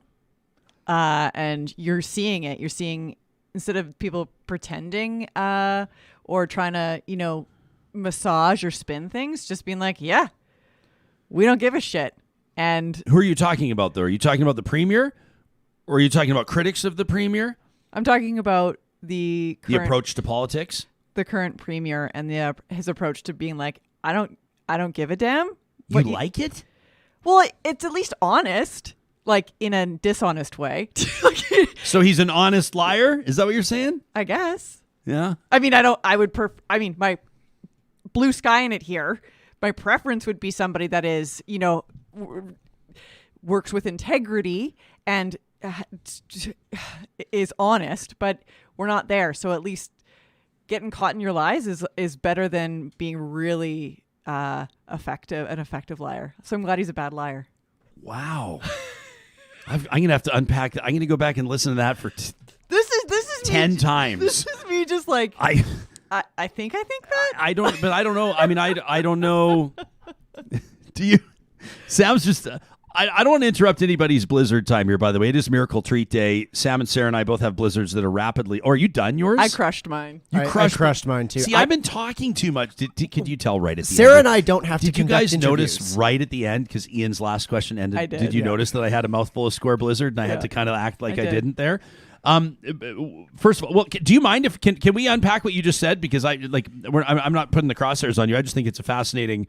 A lot of people in the live chat also were like, "Whoa, Sarah, weird take." Yeah, that's okay. Fair enough. Hey, I've made a career of weird takes. It's totally fine. But I don't feel like, and this is my personal opinion, I would not characterize Jason Kenney as honest or being honest about what I mean, this is a guy whose entire tenure in Alberta is marred by controversy. From the outset, allegations of, the RCMP is still investigating. I don't know what the fuck is taking so long, by the way, but the RCMP is still investigating that leadership race. Nobody even believes, except for, I don't think Jason Kenney, he knows. Nobody believes that leadership win was valid. Yeah. The one thing to me that I think is particularly wild is that he would have won anyway. He didn't have to cheat, but he allegedly did. Sam, your thoughts on this interesting... I don't, I can see and kind of empathize with the point that Sarah's saying, is that it it's refreshing to have an asshole that does it in public instead of veiling it behind closed doors. But then I'll also say that, like, Premier Kenney is both a good and terrible liar in that he promises one thing and swerves to another, or he doesn't show up for the press conference for this big signature policy that he put out, seemingly because he's too embarrassed about the results. Like, on the one hand, like, he wears how bad at this job he is right on his sleeves, and he doesn't care. Because he probably does care, but I just don't think he's capable. He's in my mind, he's just incompetent as a leader. And I mean the lies. I mean the lies are just they're unbelievable. And people will say, like, I can't talk like this on radio shows. This is why you got to listen to Real Talk, because now we can say what we think. To me, it's just nothing is believable. Yeah. Like, hey, what do you make of the comments from this MLA? Oh, I haven't heard them. What do you make of that tweet that your government minister sent yesterday? Oh, I haven't seen it. Like, bullshit. Not believable at all. And nobody should believe it. And I think that this whole thing, I think this whole Allan Inquiry, the government will just sort of try to ensure that it goes away. Because if you think about it, I mean, you think back to that language around that 2019 provincial campaign. And on election night, I was there. I was in the building. Quite frankly, I was being heckled in that building at the Big Four building down in Calgary as part of our televised coverage that night. I mean, it's like, we are, and this is not an exact quote, this is a paraphrase, we are going to we're going to uncover and identify the opponents of Alberta oil and gas, and we're going to go after them, and we're going to silence them, and we're going to flush them out, and the place is just going nuts. And then it turns out that the foreign funding, we could do a whole hour on the use of the word foreign. First of all, it's a supercharged word. Foreign. What do you think of when you think of foreign? When someone says foreigners, how do they typically use the word? Every single word is intentional. But foreign funding, and by the way, conservative lobby groups, I mean, the Canadian Taxpayers Federation is one of many. There are many groups that receive so-called foreign funding. And if we expect or demand disclosure from whoever the groups are, Tides Foundation or Greenpeace, or, we mentioned Ducks Unlimited. Ducks Unlimited kind of getting a pass here, aren't they? $400 million to Ducks Unlimited, this report reveals. The CEO now of Ducks Unlimited, Jason Kenney's former principal secretary, Larry Kay, one of the guys that was on that Sky Palace sitting around that table with the 40-pounder of Jameson's. That's the now CEO of Ducks Unlimited. They're kind of getting a pass in all this. But if we demand to know or deserve to know where this foreign money is coming for environmental lobby groups, do we demand and deserve to know where the Canadian Taxpayers Federation is getting all of its funding? And if so, why not? What's the difference? Canadian Taxpayers Federation is attempting on a daily basis to impact government policy. It's the exact same thing. So why the double standard? I mean, it just doesn't make sense, does it? None of this makes sense. And this report determines that, what did Ian say? There was between 37 and I think I saw 58 million or something like that. Let's call it 37 to 60 million dollars over the course of 16 years to environmental lobby groups. That's a grand total of about $2.5 or $3 million a year.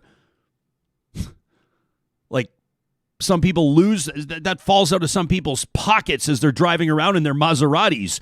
Some people lose $2 million a year in change into their couch. Not really. But in the grand scheme of things, when budgets are in the billions and tens and hundreds of billions of dollars, that's nothing when it comes to lobbying or impacting government policy. So I don't know if this means that, I just hit pause on a metaphor because I don't know. Whew, this is weird. I recognize we're doing this live. Let me just say, it made me think of the Rust movie set and Alec Baldwin, everything that's going on there. But I'll say it anyway. I don't know if this means that Jason Kenney's just been revealed to have a gun loaded with blanks. This big Allan Inquiry that kept getting more and more money, that kept having its deadlines extended, and all of a sudden proved to be virtually a nothing burger. What does this do to Jason Kenney's position now? I think it's absolutely remarkable that he didn't step up to the podium and talk about this himself. I mean, he's the guy that promised it to Albertans. And where was he? Decided to let Sonia Savage just sit and swing there by herself. Sam?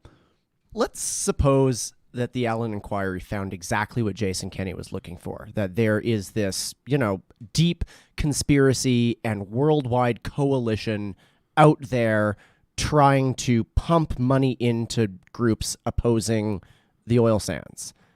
What could he do?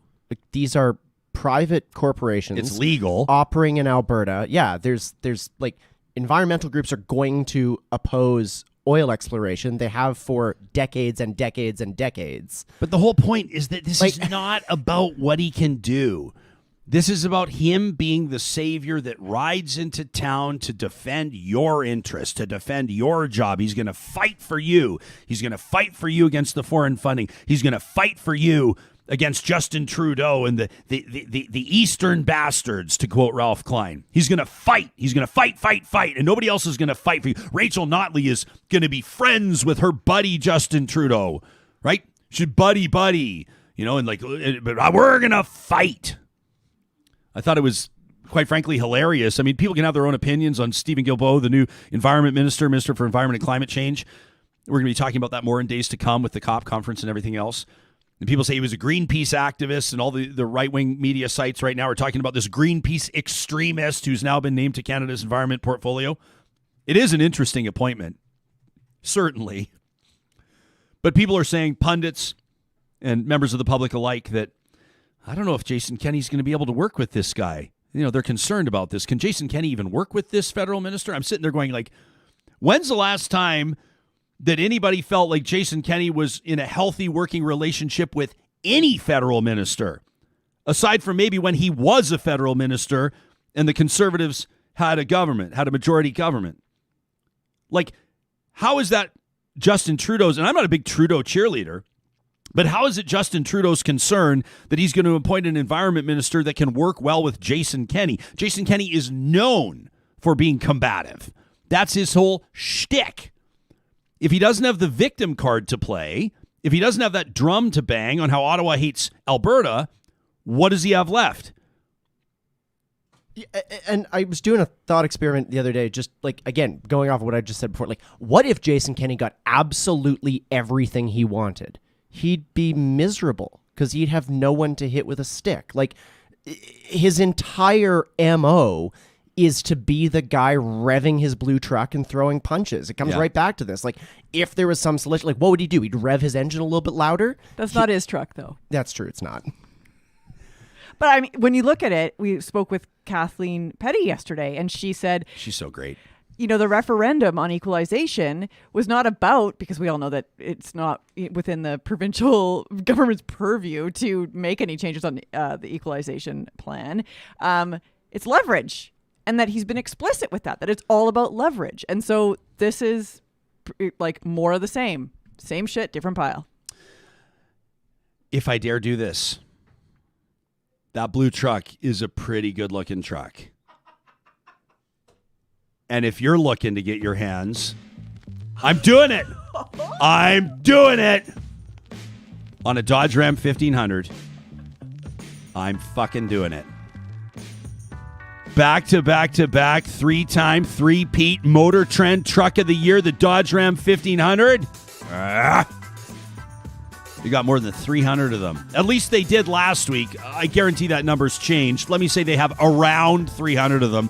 They originally took shipment of 335 Ram 1500s last week at Sherwood and St. Albert Dodge. They've been waiting for this because it's been impossible to get their hands on inventory for the last while. But everybody wants the Ram.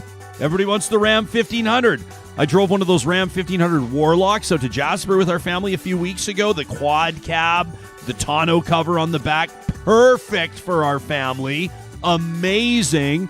If you're looking to get into a four-wheel drive, maybe consider the Jeep brand as well. Nobody in Alberta has a better selection than the teams at St. Albert and Sherwood Dodge.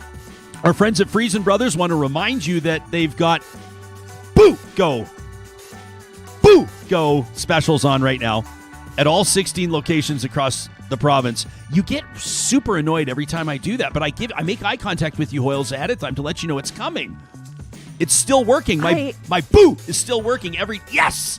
I get easily startled. It's because I'm taking lessons from a 6-year-old who hides around the corner I get whoo like 3 times a day. Of course, boo go means buy one get one. You're still jumping. This is amazing. I promise I won't do it. Well, I won't do it again today. Buy one get one on many different Halloween items at Friesen Brothers, including their amazing new South Edmonton location. For more than 65 years, they've been getting ready for Halloween. They celebrate it, and they help families celebrate it, too, with their Boo Go specials. At 6, you were cool as a cucumber. You were cool as a fresh cucumber in the produce section of Friesen Brothers. Alberta grown, Alberta owned. And finally, our friends at Westworld Computers want us to remind you that you can book in for a service appointment right now. You don't have to visit them in store. You can check in at westworld.ca. It's also where you can find the new iMacs, the new MacBook Pros, the new iPhone 13 Pro Max. It's like the phone. And, of course, the Series 7 Apple Watch. For more than 40 years, they've been family-owned and independently your Apple experts. You can find them at westworld.ca. I was telling you that I've been back training. My trainer, Graham Duty, is like just a legend, and he's amazing. And I'm not sure he is a fan of the show. I'm not sure how he'll feel about me crushing blizzards this morning because we've been working very hard. But boy, has training ever changed. He says to me, he goes, Westworld is one of your sponsors, right? I go, yeah. He goes, do you have an Apple Watch? I said, no, not yet, but I've been thinking about it. Like, I just see more and more people kind of with the Apple Watch, but I've always thought, what am I going to, I'm like Max Smart. I'm going to take phone calls on my watch, or I got to read my, maybe, yeah, right. No, I got my AirPods Pro for that. Ooh. Another Apple product. But I've never really seen a use for the Apple Watch for me personally. I'm not a real watch guy, maybe because I've never had like a super duper nice one. But I prefer sort of the freedom of not having something on my wrist. And Graham says to me, he says, but it can be such an asset for personal training, not just for people like the health benefits of it, to sort of obviously have the step counts and understand where your heart rate's at and all that. He says, but for trainers as well, more and more clients are wearing the Apple Watch because the trainer can just quickly take a look and see where you're at in the session, right? Which I don't know is a good thing or a bad thing. I was going to say, that's, if your heart big brother, man. Right, then they might sort of feel like you're being a little lazy. He goes, we can get your heart rate higher. Let's push it harder. And that'd be like freaking Apple Watch. But I would say that, moderation, Jespo. In what?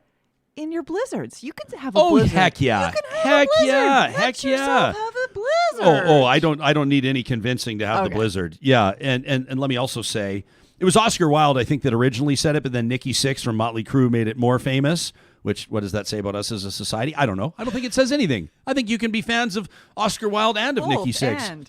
But everything in moderation, including moderation, right? Today is Miracle Treat Day, so you go ahead and help yourselves to 2 or 3 or more blizzards. No, don't do that. I don't even think the teams at Dairy Queen would recommend. Give them to a friend. Give one to a friend. I don't think anyone's going to recommend more than 3 blizzards at a time per day. That's just... ain't nobody got time for that, as they say. I might. Each and every... Do you think? I've got this guy. No, I'm serious. And this is, okay, we've entered the fun part of the show. I mean, I would say starting off with Mark Messier is probably pretty fun as well. And then we get some heavy stuff, and then we can have some fun. And I know that people will stick around for it. But I've got a guy that wants to do this fundraiser. And he wants to eat a burger every hour for 24 hours and raise funds that way. And he asked if I would do it with him. And because I've been a big talker on eating. Like, I'm like, I can eat, like, you think you can eat chicken wings? I can eat chicken wings. Like, not Joey Chestnut level with like the hot dogs and everything, but like at least, I could. And I'm sitting there and he's going, yeah, like a burger an hour for 24 hours, 24 burgers over the course of a day. And we can raise like thousands of dollars for this great cause. I said, I'll get back to you. And I've not gotten back to him because the more I think about it, the more I realize it would be just devastating from a physiological standpoint. But if you were going to try the same thing with blizzards, I'd be curious to know where you'd actually be capped. I mean, obviously we have to talk about the size of the blizzards, right? Like the big, large blizzards are like, you couldn't do that. But if you want smalls and if you wanted to run the gamut on the menu, I wonder how many small blizzards could you have over the course of a day? I wonder if you could do 24 and 24. I wonder if you could do it. I'm not quite sure. There's only one way to find out. There is one way to find out. So, Real Talkers, if you happen to conduct this experiment, put it on video, do it in front of a camera, send it to us, and we will enjoy, at your expense, the spectacle that is you setting a record How's that when it comes to 24 blizzards in 24 hours? Love it. They're going to reach out to us, the Dairy Queens of Northwest Edmonton and Sherwood Park, and be like, are you seriously telling people to have 24 blizzards in 24 hours? I'll say, well, if somebody showed up and bought 24 blizzards off you, you're welcome. You're welcome. Each and every Thursday, on behalf of and in partnership with our friends at Prairie Catering, we offer someone an opportunity to eat your words. Presented by Prairie Catering. That was some heavy reverb there. That was like a next level reverb. It was, yeah, I turned it up a little louder than I usually do. I felt like, have you guys ever been down to Tulum in Mexico? They got these incredible caves. I did some cave diving, and you get in these big caves, and you're like, run! It's just like, wow! It just resonates. It's just, the Bob and Doug. Yeah. The Bob and Doug McKenzie. So this tweet goes out, this video the other day, and let me say this show does not condone violence for the most part. But this anti-masker rolls into this restaurant, and he comes in without a mask. He's wearing gloves, which is kind of weird. When somebody comes into a place wearing gloves with the fingers cut off, it's like, you about to throw down, bro? Like, what's about to happen here? He rolls in. You're about to hear this in the video. He starts to threaten the lady. This is going to be sort of an earmuffs kids type scenario. There's going to be some adult words used here as part of this video. The development, and I think most of you have probably already seen this already. The minute I saw it, I went, oh, this is Eat Your Words this week. A good Samaritan from out of nowhere enters this supercharged scenario and ends it right away. Here it is. We're going to fuck your restaurant up. I see you. Just leave, sir. You go fuck it. You want to do something? No, I don't want to do anything. Don't get on my feet. Don't do that. I don't want to do anything.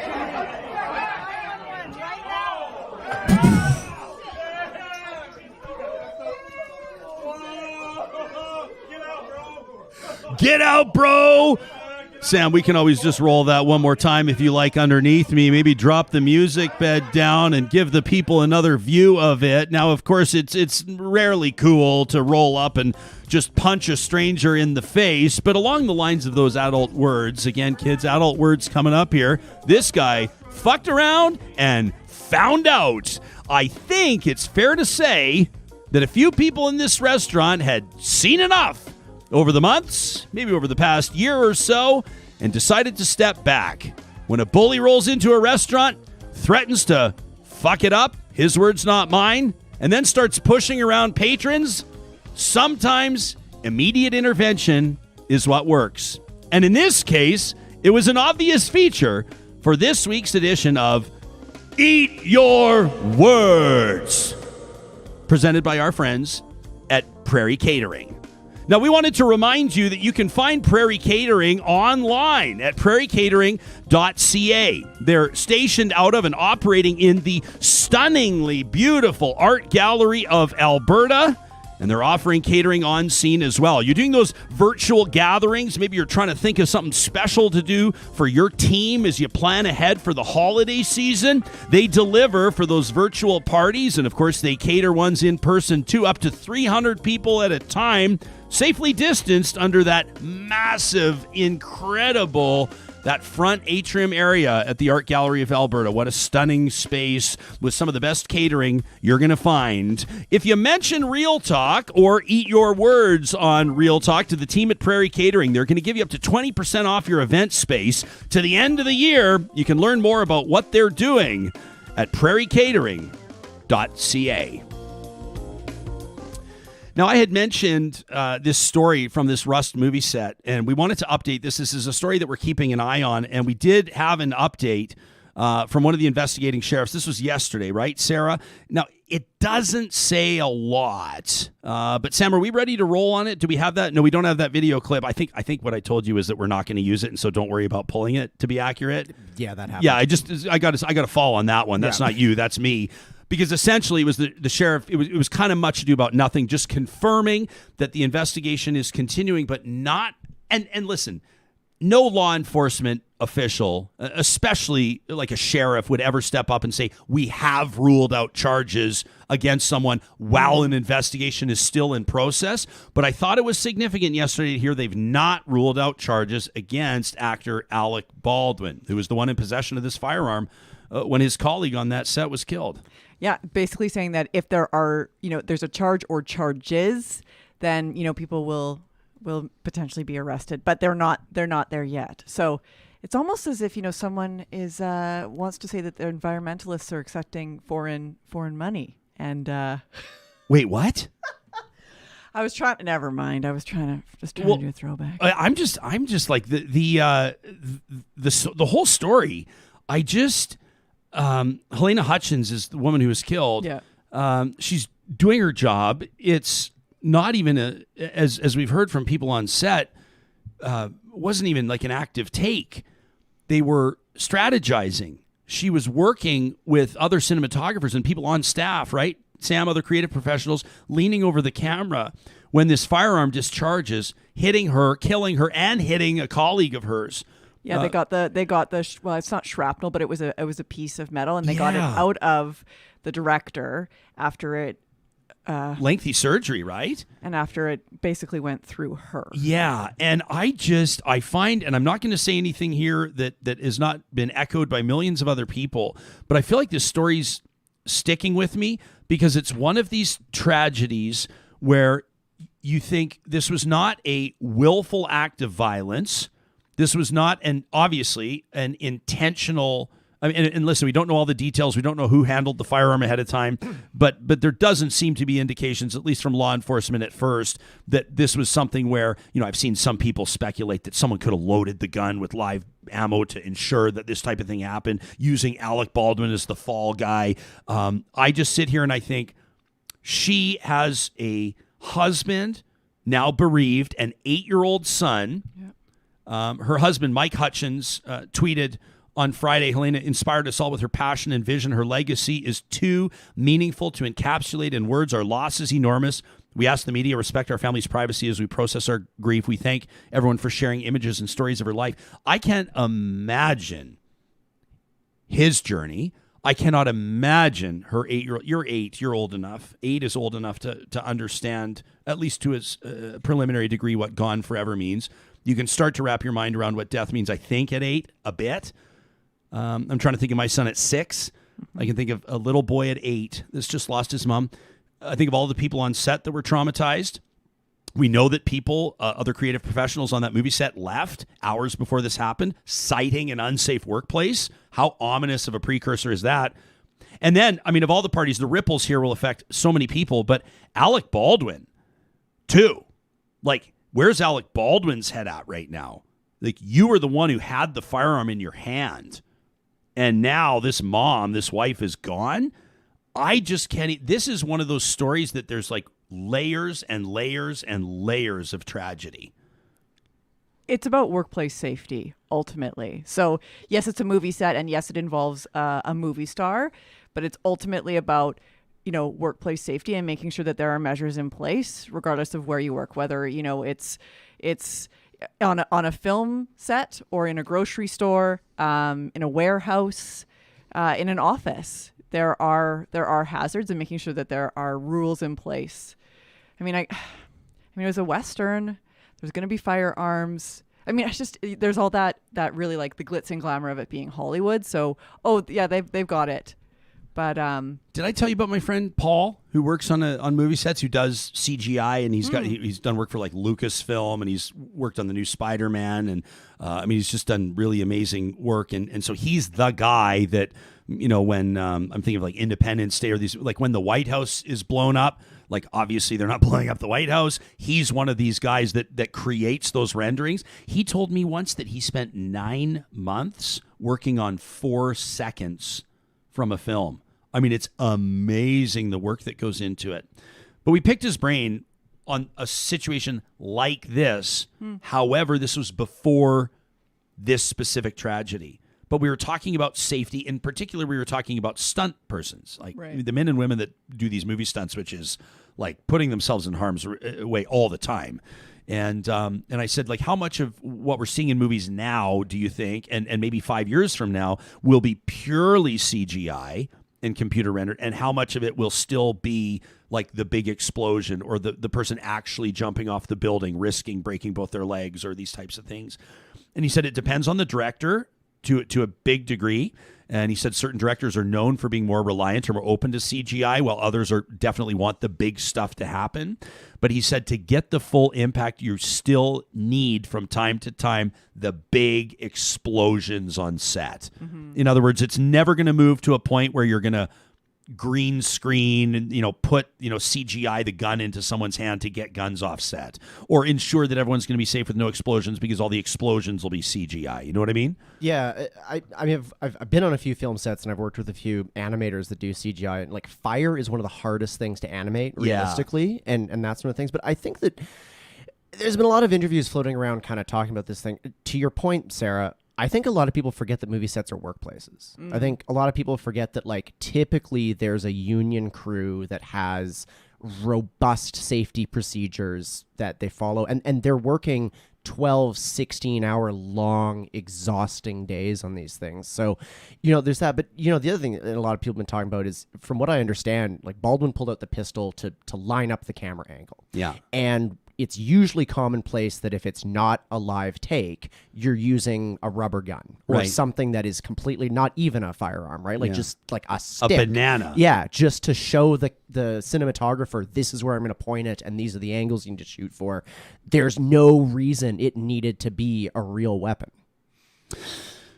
I mean, obviously hindsight is 2020, and we'll see. I mean, there will be the investigation complete, and then of course, there will be industry implications, whether or not charges are laid, whether or not the studio is fined, whether or not Alec Baldwin or somebody else faces charges. No matter what happens on that front, obviously this, you would think, would impact protocol and working procedures. We'll see. I mean, you're kind of rolling your eyes. Let me just say, I've got personal friends, a little bit older than me. They lost their son in a workplace accident 7 years ago, and the anniversary just passed last week. And we think of people that are lost, on these work sites. I mean, his was a fall. It's obviously a split second. Something can happen. It was 2 weeks after his wedding, and now he's gone forever. And these workplace accidents happen all the time, and movie set or not. A friend of mine, just at high school, he was just kind of doing a gap year, and he was working construction, and he fell off, and he didn't die, but he has permanent brain damage, and his language, his speech is permanently affected, and motor skills, and his humor. He's so funny, so funny, and now because his speech is slower, you have to wait for the punchline, and it's just heartbreaking. So I do really think about workplace hazards. That's why there's HR. That's why there are, like, some people roll their eyes around policy and procedure and what it's there for. Yeah. But it's there, and it's there for a reason. Yeah. I think I've got a buddy that's a safety professional, same sort of a thing. He's like, nobody likes it when I'm around. Nobody likes it when he's there, but his entire job, he's like, my job is to protect them. Yeah. And he's the guy that's making sure that they're adhering to these policies and procedures and being in a position to shut down a workplace. Absolutely. Which is his last resort too. It's not he wants to come in and shut down a workplace, right? Kim, with an interesting point here on the live chat, says the union workers who did walk off set, you have to wonder if they're feeling guilty too, right? Like, had they stayed, perhaps this could have been prevented. She says, who knows? But they were doing the right thing. Like, some people might have been like, you're difficult. You're being difficult. You're being difficult because you don't want to work. Come on. Like, pull up your bootstraps. Da-da-da-da. Like, no, I'm leaving because this is unsafe. You would think it would halt production at that point. You would think. And I'm curious, and maybe this is a terrible place to go, but I seem to have terrible takes today, is like, what's going to happen to the film? Not that matters. Like, someone lost their life, but do they push on and try to do the film in honor of her, or do they, like, walk away because someone lost their life from this? Well, and, like, can you imagine? Yeah, I don't know. And we're not there, and we don't know. Yet, like, we don't know. But I like, can you imagine? And I'll acknowledge, I don't mean to keep being like Alec Baldwin, but I feel for Alec Baldwin. I feel for 1,000 people in this story. But, like, can you go back to work? I don't know if you can go back to work. I don't know if you can go back on that set. I don't know if you can continue to act. Can you get into, I don't know. But that's also like not a luxury, but the fact that he could walk away. But whereas if someone was in a workplace that there were issues and they didn't have the ability to walk away, they still needed to get to that job. I mean, it Right. speaks to COVID. Like when there aren't proper measures in place, when there aren't proper protocols in place, people still have to show up for work when they don't have that choice. This is Real Talk. You can let us know what you think about this. Not all terrible takes. Brenda says, I thought about that as well, Sarah. And I don't mean to joke about it. But, how about this? Jen says, my hubby works in a warehouse. His boss wanted to lift him up on a forklift on a pallet. My hubby said, no way. His boss called him a coward. Jen says, policies are in place for a reason. Kelly says, I feel for Alec Baldwin, but he's still very much responsible as the producer. Sure. And I think that, Kelly, those can be two different sentences. Like you can feel for Alec Baldwin and he can still be very much responsible as a producer. The fact of the matter is he is, at least in part, and you might argue he is has the lion's share of responsibility for somebody's death. And you talk to anyone that's been involved in a motor vehicle accident or a workplace accident or any sort of a medical, I mean, you hear about these nightmares in hospitals. Somebody gets the wrong the wrong thing into the IV. I mean, many of these cases are homicide. I digress. But when an accident happens and somebody is implicated or somebody is held responsible, that person's life, for all intents and purposes, no one's life is ruined more than the person who dies and their close circle. But these people's lives are ruined too. And I you can probably tell by my stuttering and stammering right now that I have a hard time articulating. I just feel sick about the whole thing. So the whole point of bringing this up was to talk about it a little bit and also to let you know that it remains on our radar. Hoyles always has a list of about 30 stories that we're following. Before we let you know what's coming up on the show tomorrow, I wanted to remind you, first of all, can I make a bit of an announcement? I'm getting a little bit ahead of myself here, but I'm excited to tell you I had lunch yesterday with the team at Local Waste, and I'm thrilled to confirm that Trash Talk will continue into 2022. We are thrilled to continue our partnership with the amazing team at Local Waste. It's great to connect with our partners face-to-face sometimes because they remind me about how much more they do than what I talk about oftentimes. And they were reminding me about all the different applications for these bins and how people are using them, including construction and demolition. If you go to localwaste.ca right now, localwaste.ca right now, you can request a quote for dry waste collection. I mean, you've seen their green bins on construction sites across the province and into Saskatchewan.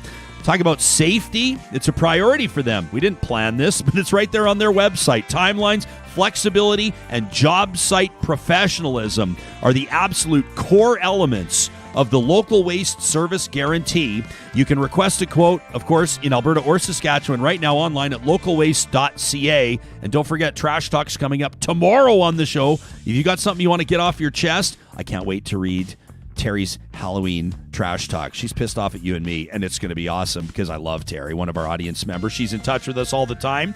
It doesn't have to be about politics. It doesn't have to even be serious. If you've got something, a little steam you want to blow off, send us an email to talk@ryanjesperson.com. Make sure you label it as Local Waste or Trash Talk so it jumps off the page at us.